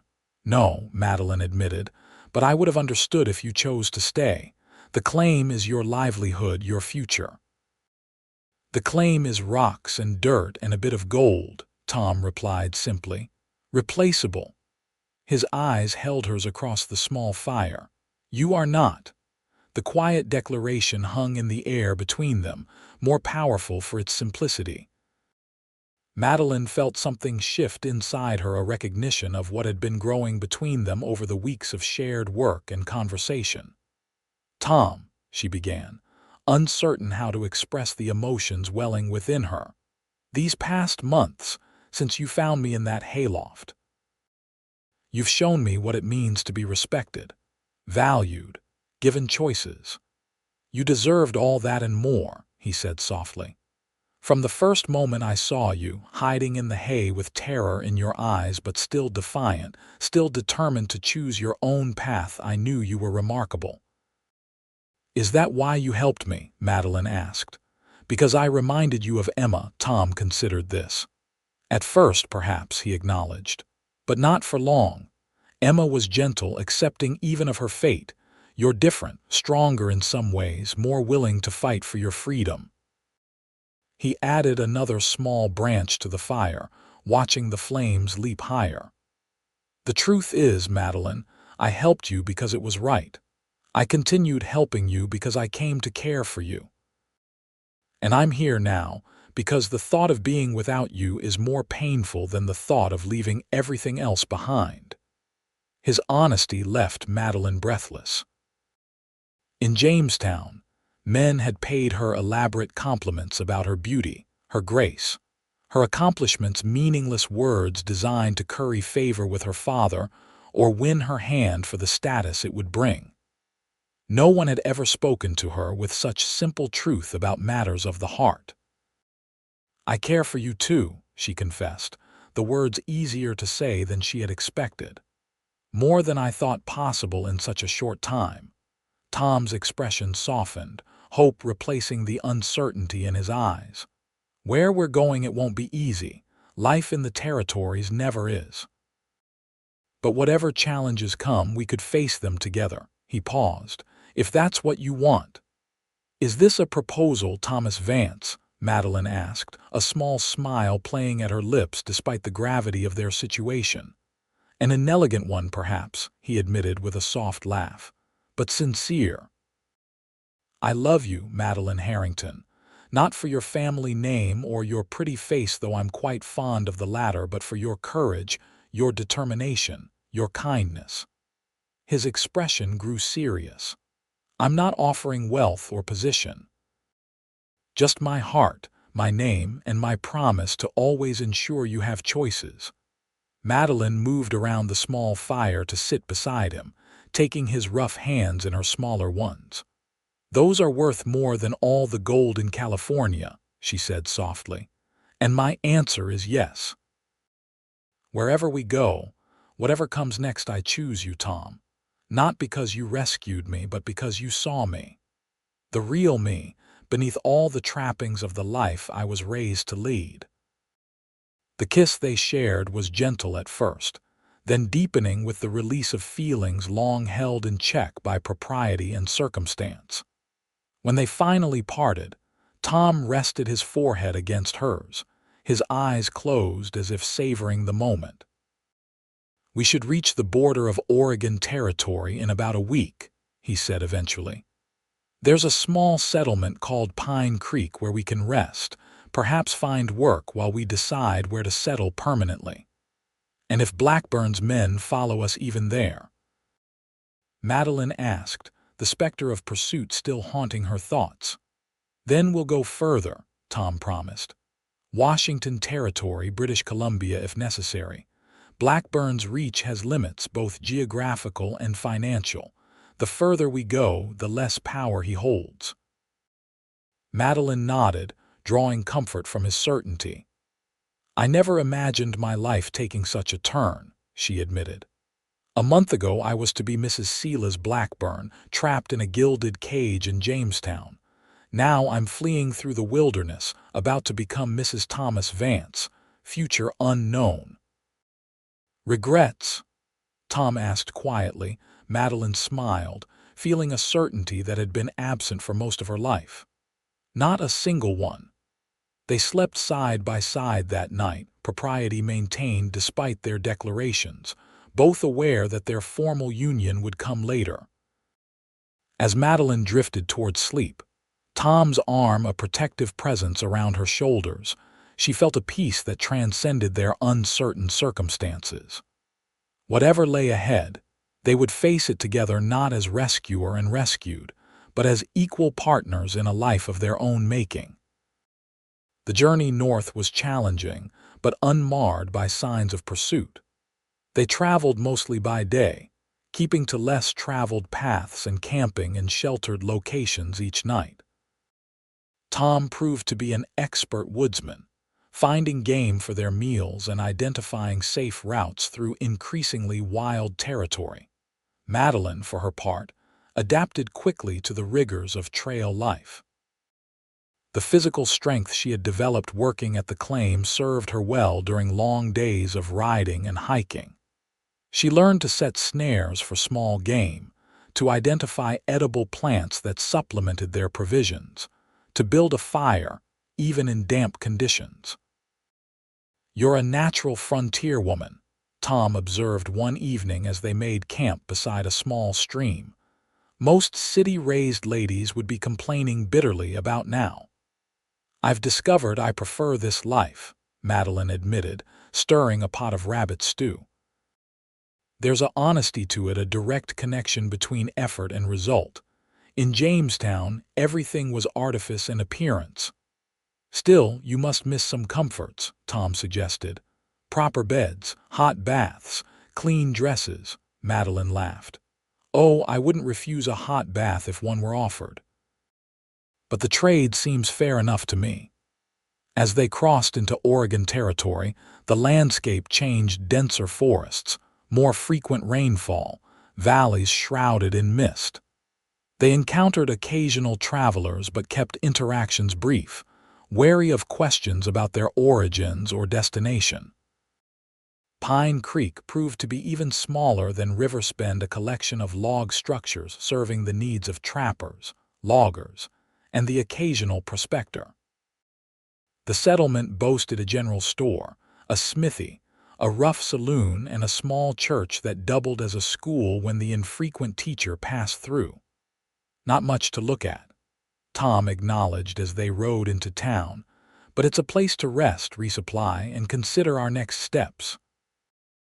The owner of the general store, a widow named Mrs. Bennett, also offered simple lodging in rooms above her establishment.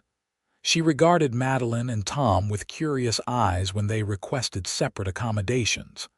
"Engaged," Tom explained simply, "looking to settle in the territory." Mrs.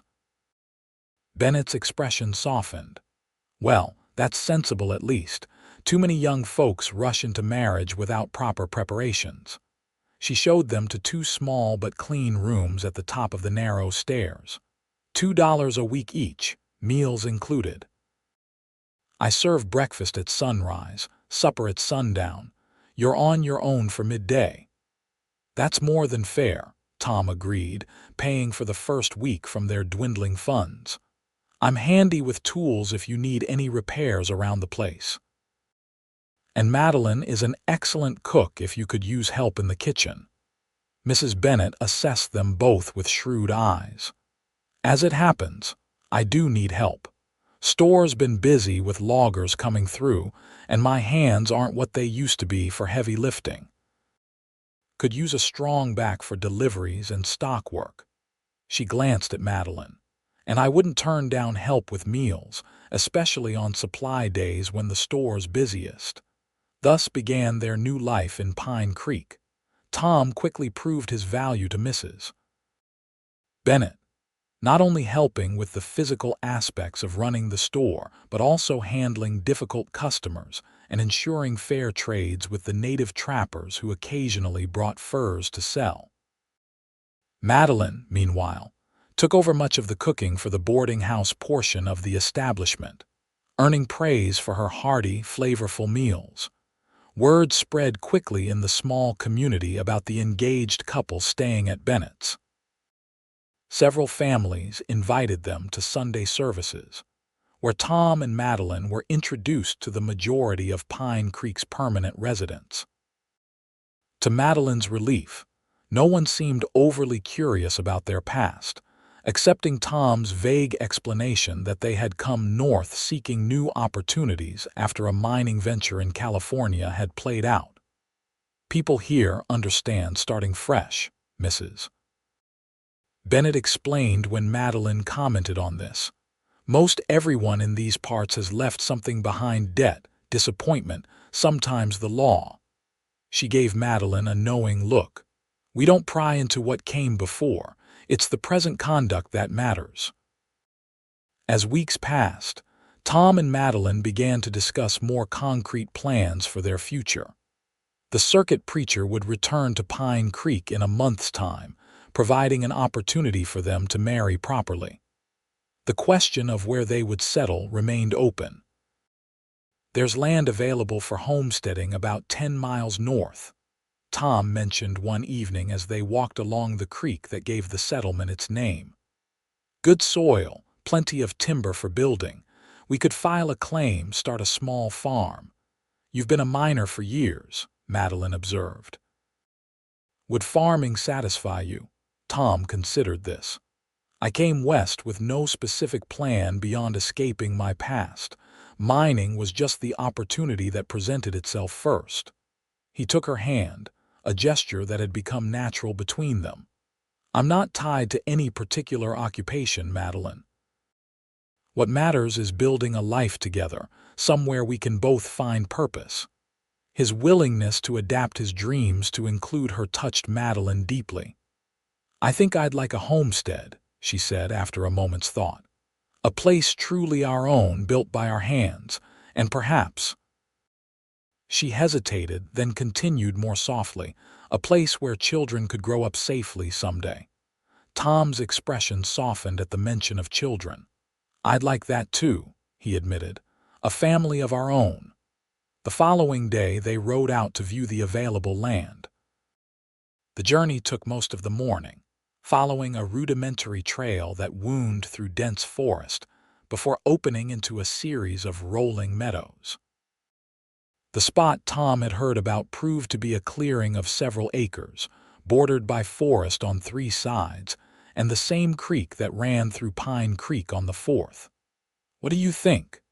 Tom asked as they stood in the center of the meadow, the October sun warming their faces. It would be hard work clearing more land, building a cabin before winter sets in.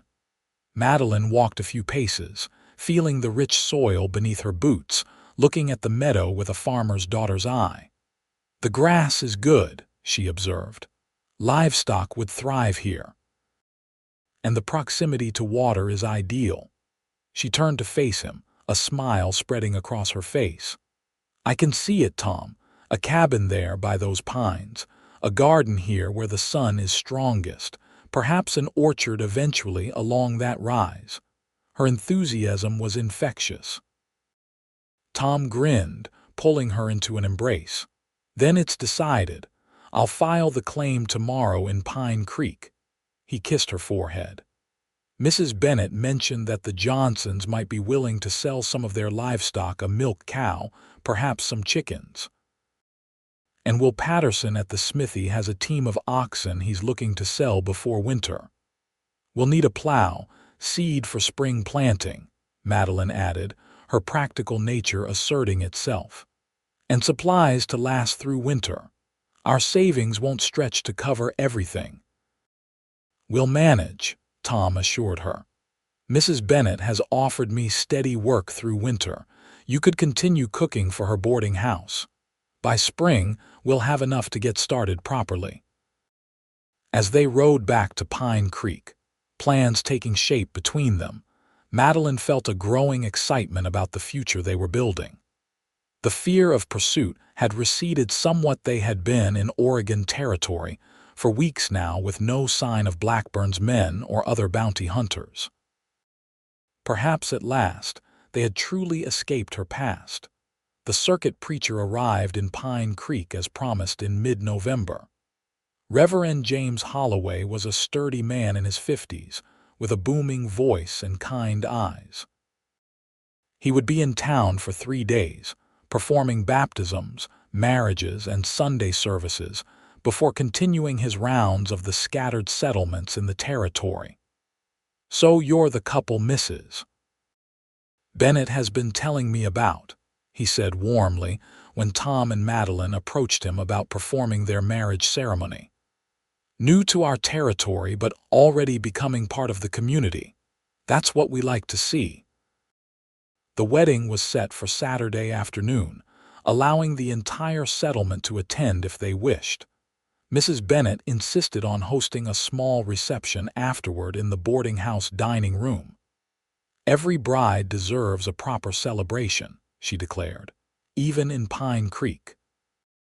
The women of the settlement rallied around Madeline, offering what finery they could spare for her wedding day.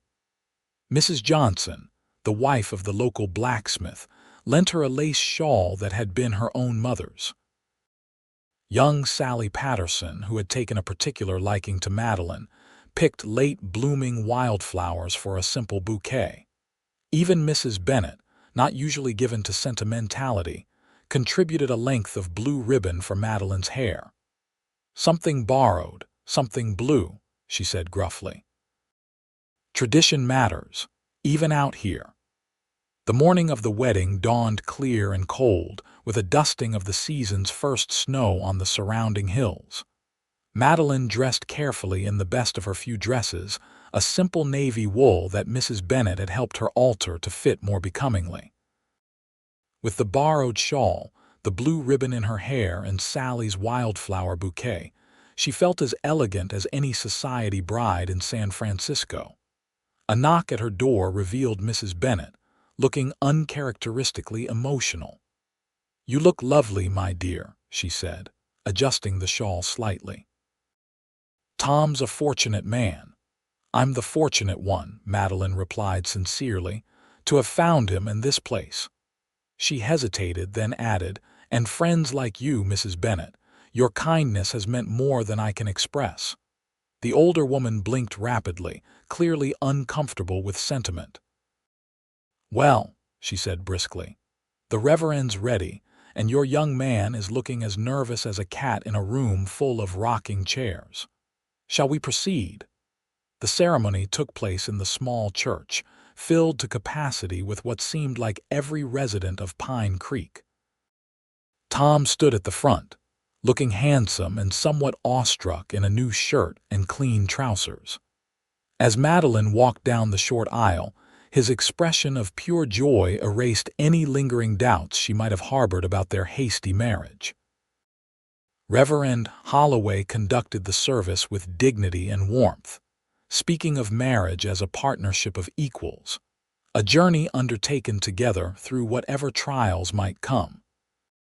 When Tom and Madeline exchanged their simple vows, his voice strong and sure, hers clear despite the emotion tightening her throat, there wasn't a dry eye in the small church. "By the authority vested in me by the territory of Oregon and Almighty God," the Reverend pronounced finally, "I now declare you husband and wife. What God has joined together, let no man put asunder." Tom's kiss was gentle, mindful of their audience but filled with promise. As they turned to face the congregation as Mr. and Mrs. Thomas Vance, Madeline felt a sense of rightness settle over her.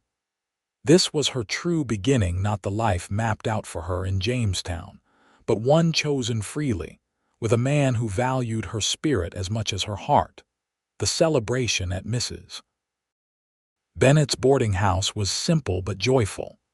The women had prepared a feast far beyond the usual fare: roast venison, fresh bread, preserves from summer fruits, even a small cake decorated with crystallized honey. There was music too. Mr. Johnson played fiddle while his teenage son accompanied him on harmonica, providing lively tunes for dancing. As evening deepened, Tom and Madeline slipped away from the celebration, walking hand in hand through the quiet settlement to the small cabin they had rented at the edge of town, their temporary home, until they could build on their homestead claim. "Mrs. Vance," Tom said softly as they reached the doorway. "How does it sound to your ears?" "Perfect," Madeline replied, standing on tiptoe to kiss him. "Absolutely perfect." He swept her into his arms then, carrying her across the threshold with a laugh.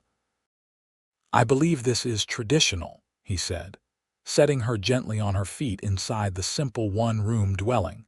Madeline looked around at the humble space. They would share the small bed in one corner, the simple table and 2 chairs, the tiny stove that provided both heat and cooking facilities.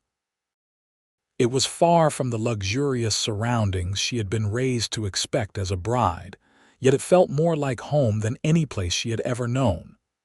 "Happy?" Tom asked, watching her expression closely. In answer, Madeline stepped into his arms, lifting her face to his. "Happier than I ever imagined possible," she whispered against his lips. Their first months of marriage coincided with a harsh winter.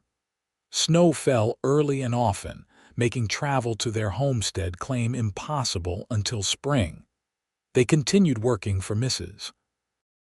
Bennett, saving every penny toward the supplies they would need to build their new home and start their farm.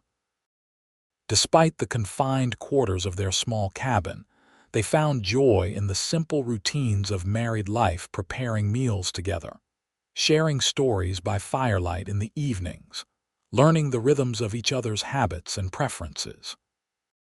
Their physical relationship blossomed naturally from the deep, emotional connection they had formed during their journey, each discovery a delight rather than an obligation. "I never knew marriage could be like this," Madeline confessed one night as they lay entwined beneath warm blankets, the winter wind howling outside their snug cabin. In Jamestown, wives spoke of their marital duties as something to be endured, never enjoyed. Tom propped himself on one elbow, looking down at her with tenderness. "Those poor women," he said, tracing the curve of her cheek with gentle fingers, "to never know the joy of loving and being loved in return." "I think that's the difference," Madeline realized. "What we share isn't duty but desire, not obligation but choice." The winter months passed in relative peace, their new community accepting them without reservation. Occasionally, travelers from the south passed through Pine Creek, and during these times, Madeline was careful to maintain a low profile, still wary of the possibility that Blackburn might not have abandoned his pursuit. But as winter gave way to spring with no sign of danger, she began to believe they had truly escaped her past. With the spring thaw came renewed energy and purpose. Tom and Madeline made frequent trips to their homestead, beginning the arduous process of clearing land for planting and preparing to build their cabin. The community rallied around them, offering assistance in the traditional manner of frontier settlements. Mr. Johnson and his sons helped fell and prepare timber, while Patterson provided expertise on the best foundation techniques for the rocky soil, and even Mrs. Bennett contributed preserved foods to stock their future root cellar. By late April, the foundation and frame of their cabin stood proudly in the meadow. It was larger than their rented quarters in Pine Creek, 2 rooms with space for expansion as needed, a proper fireplace, and windows positioned to capture both morning and afternoon light. "It's beautiful," Madeline said, standing with Tom to admire their progress after a long day of work. "Our own home, built with our own hands, with some help from our friends," Tom amended with a smile, wiping sweat from his brow.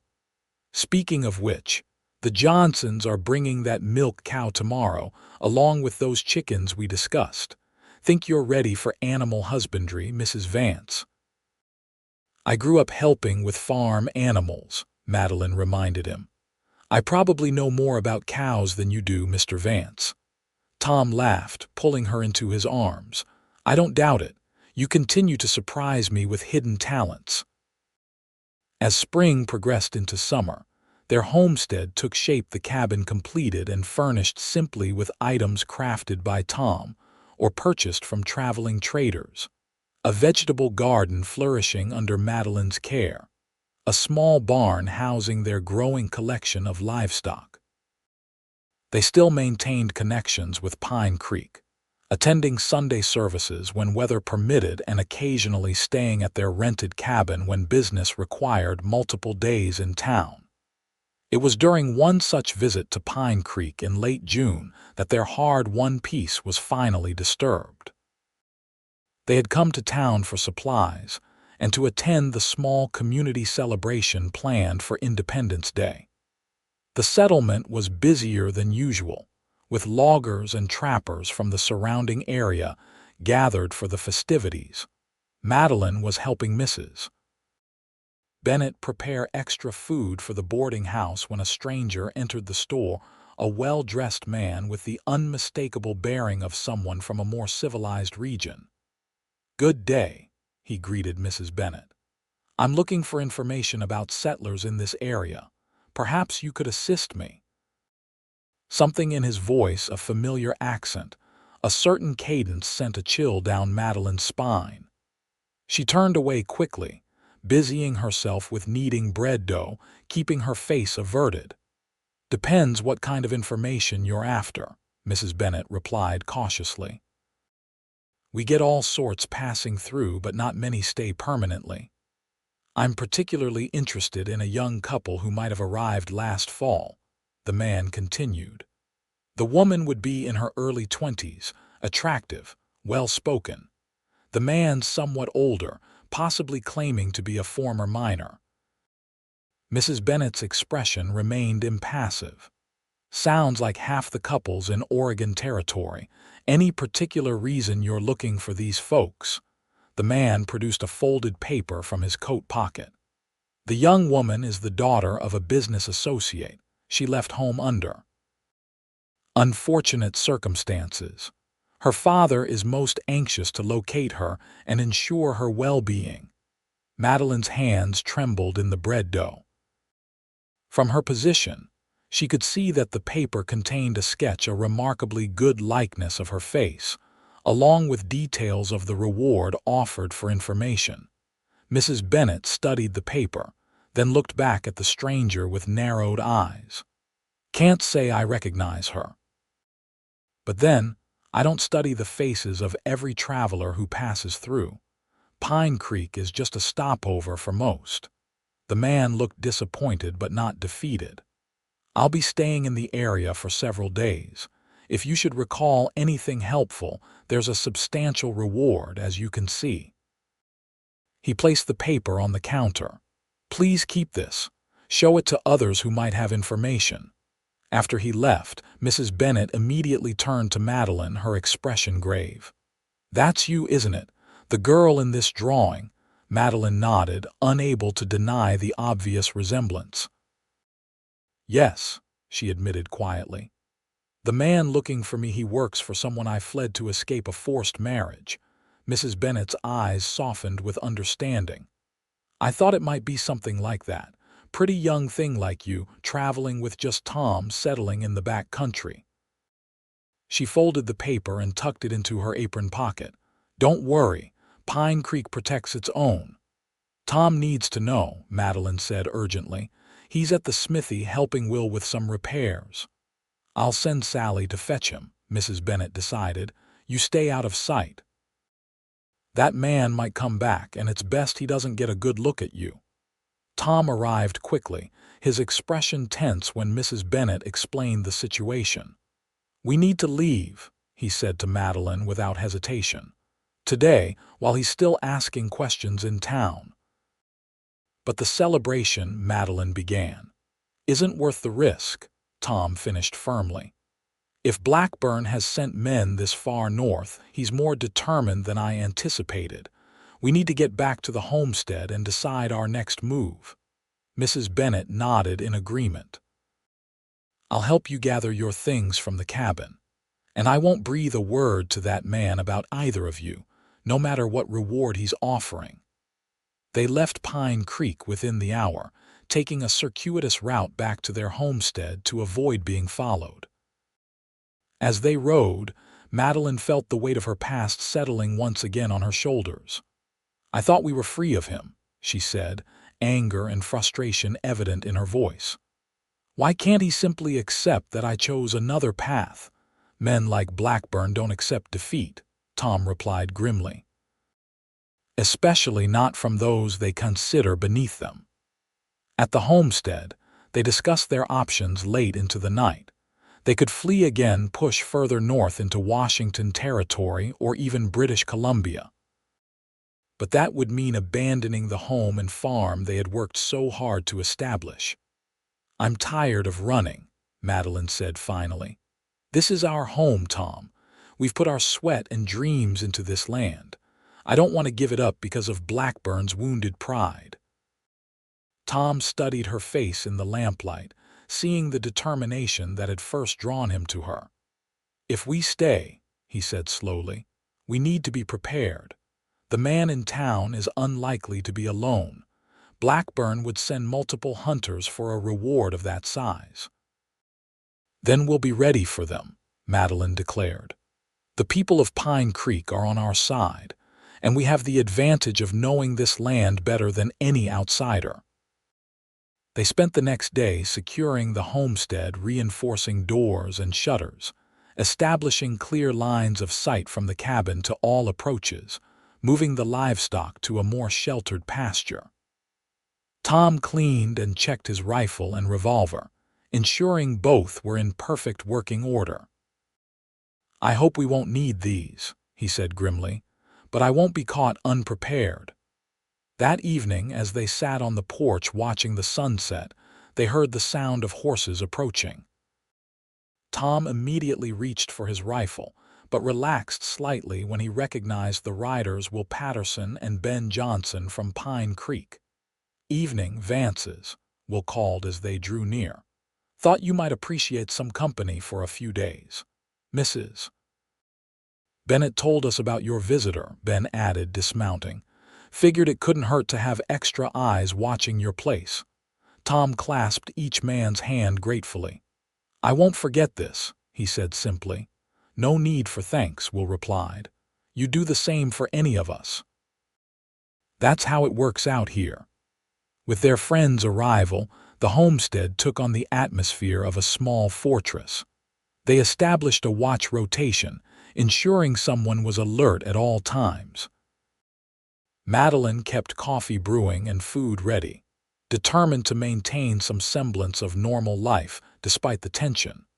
2 days passed without incident, leading them to hope that perhaps the bounty hunter had not connected Madeline with the woman in his sketch. On the third morning, however, as mist still clung to the meadow, Tom spotted movement at the edge of the forest. "Riders," he said quietly to Will, who was sharing the watch. 3 of them moving slowly, trying to stay hidden in the tree line. Will nodded, his expression grim. "I count 3 as well, armed from the looks of it." They alerted Ben and Madeline, taking positions that offered both coverage and clear lines of fire if needed. Tom hoped desperately that the situation could be resolved without violence, but he wasn't optimistic. Men who tracked a woman hundreds of miles for a reward weren't likely to leave empty-handed without significant persuasion. The riders emerged from the forest edge, no longer attempting to hide their approach. As they drew nearer, Tom recognized the well-dressed man from Mrs. Bennett's description in the lead, flanked by 2 rougher-looking companions. "That's far enough," Tom called when they were within earshot but still a good distance from the cabin. "State your business." The well-dressed man reined in his horse, studying the cabin and its defenders with calculating eyes. "I believe you know my business, sir," he replied. "I represent Silas Blackburn of Jamestown, California. I'm seeking his intended bride, Miss Madeline Harrington, who left under unfortunate circumstances some months ago." "There's no one by that name here," Tom replied evenly. "This is the Vance homestead. My wife and I would appreciate you moving on." The man smiled thinly. "Your wife, you say? How convenient. I have reliable information that a woman matching Miss Harrington's description arrived in Pine Creek last fall, accompanied by a man fitting your appearance. Quite a coincidence." "No law against coincidences," Will called from his position. Nor against a man and woman marrying and settling legally on unclaimed land. Now, as my friend suggested, you boys might want to move along. The bounty hunter's expression hardened. I have a substantial reward to collect, and I don't intend to leave without what I came for. He gestured to his companions, who moved their horses slightly to flank the approach to the cabin. Miss Harrington, or Mrs. Vance, if you prefer, belongs rightfully in Jamestown. Her father and Mr. Blackburn are most anxious for her return. Madeline emerged from the cabin then, rifle in hand, her expression calm but determined. I belong exactly where I am, she called clearly. I left Jamestown of my own free will to escape a forced marriage to a man known for abusing women. I am legally married to Thomas Vance, and this is our home, registered with the territorial authorities as our homestead claim. The bounty hunter studied her for a long moment. Miss Harrington, he acknowledged with a slight bow. Mr. Blackburn was quite specific about your imaginative tendencies. Whatever stories you've concocted about him are just that, stories. He remains eager to make you his wife, despite the inconvenience you've caused. The only story here, Tom interjected coldly, is that you're trespassing on our land, threatening my wife, and risking your lives for a reward you won't collect. Madeline is my lawful wife, and she stays here, where she has chosen to be. The tension stretched between them, each side assessing the other's resolve. Finally, the bounty hunter gestured to his companions, who reached for their weapons. I had hoped to resolve this peacefully, he said, but Mr. Blackburn's instructions were clear. The woman returns to Jamestown, one way or another. Before the situation could escalate further, the sound of additional horses came from the direction of Pine Creek. All eyes turned to see a group of riders approaching rapidly. Mrs. Bennett's son Robert, the Johnsons' eldest boy, and at least 5 other men from the settlement. Thought you might need some reinforcement, Robert Bennett called as they drew up alongside Will and Ben.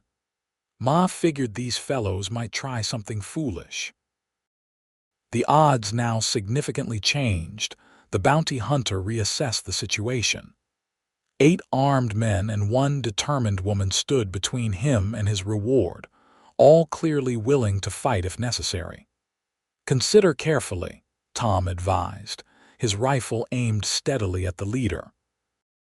Is Blackburn's money worth dying for? Because that's what it will come to if you try to take my wife.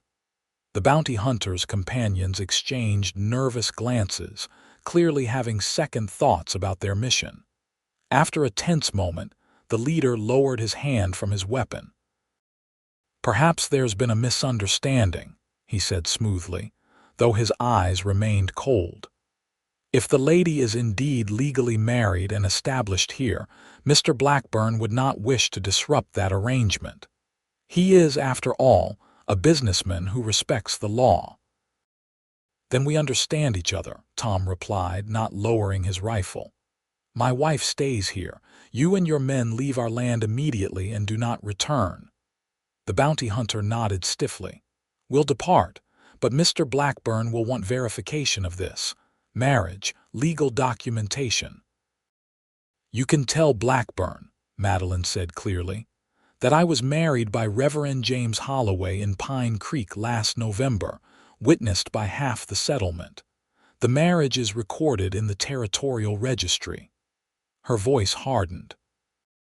You can also tell him that if he sends anyone else after me, the reception will be even less friendly than today's. With obvious reluctance but no real alternative, the bounty hunter and his companions departed, riding back toward Pine Creek under the watchful eyes of Tom and the settlement men. Once they were out of sight, the tension broke. Handshakes and backslaps were exchanged, with Madeline embracing each of the men who had come to their aid. We owe you all more than we can repay, she said, tears of gratitude shining in her eyes. Nonsense, Robert Bennett replied. Ma says you're Pine Creek people now, and we look after our own. They celebrated that evening, a spontaneous gathering that evolved into an impromptu Independence Day celebration, 2 days early but no less joyful for it. Food and drink appeared as if by magic, and someone produced a fiddle. Under the stars, with lanterns hung from the porch of their homestead, they danced and sang and reaffirmed the bonds of community that had protected Madeline and Tom in their time of need. Later, when their guests had departed or bedded down in the barn for the night, Tom and Madeline stood together on their porch, his arm around her shoulders. "You think they'll come back?" she asked quietly.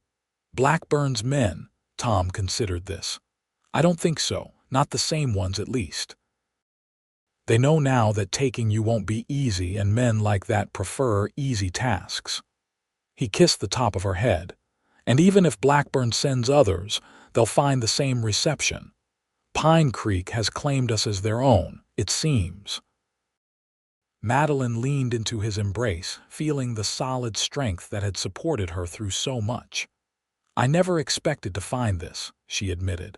"Not just you, but all of this, a home, a community, a life built on choice rather than obligation." "You've earned it," Tom said simply. "Every bit of it." As they stood together in the moonlight, the future stretching before them like the vast Oregon sky, Madeline thought of the young woman who had hidden in a hayloft nearly a year ago, desperate and afraid.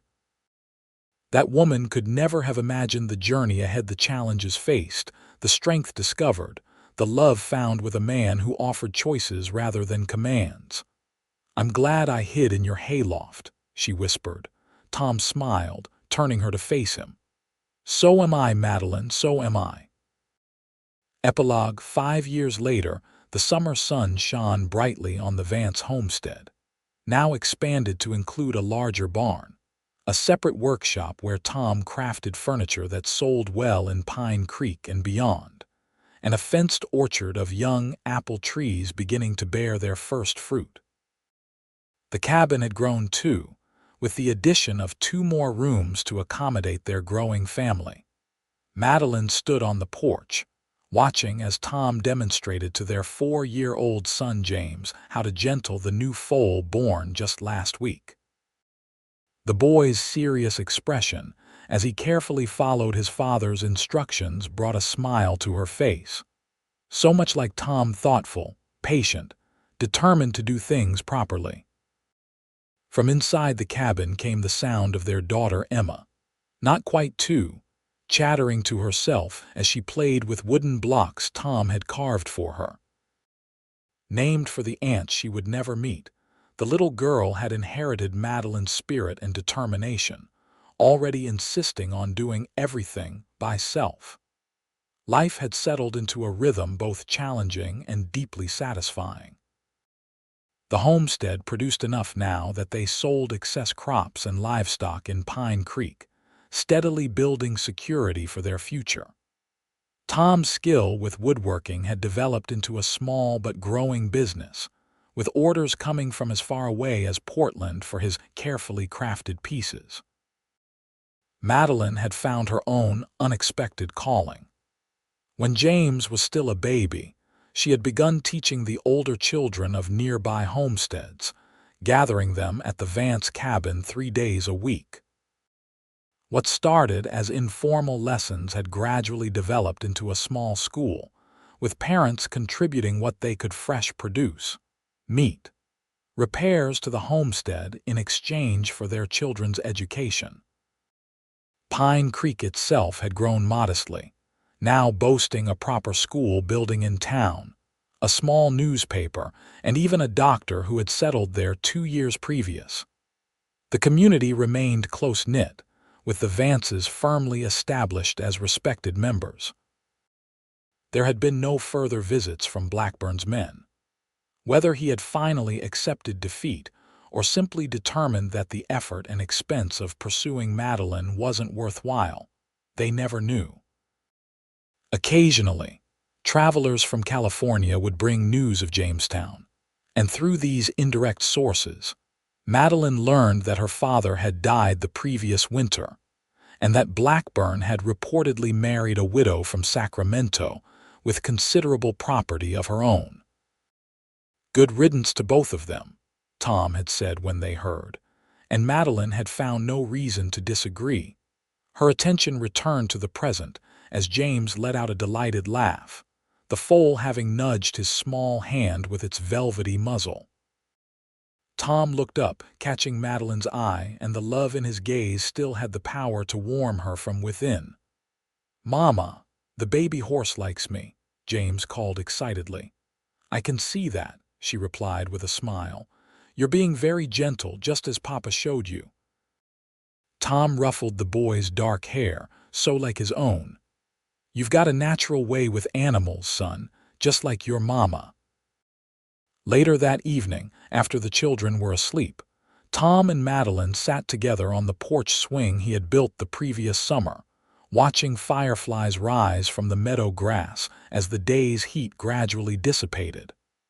"Mrs. Bennett mentioned that Reverend Holloway will be coming through next month," Tom said, his arm around Madeline's shoulders. "Thought we might have Emma properly baptized while he's here."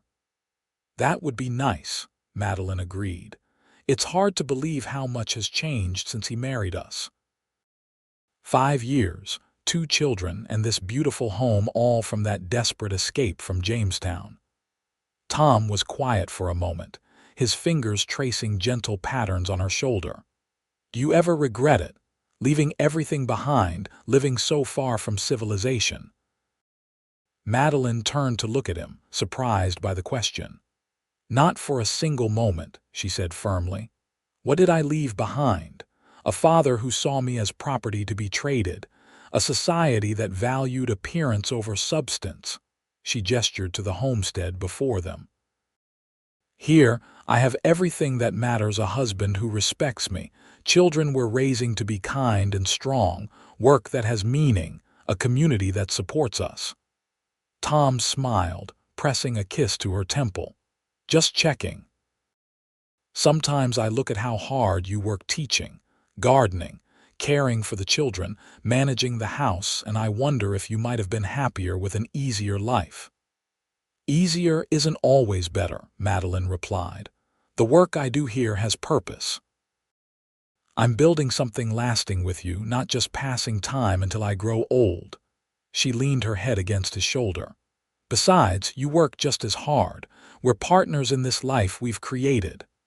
"That we are," he agreed, pulling her closer. "Best decision I ever made, offering you a choice that day in my hayloft." Madeline laughed softly. "And the best decision I ever made was taking your hand and climbing down that ladder."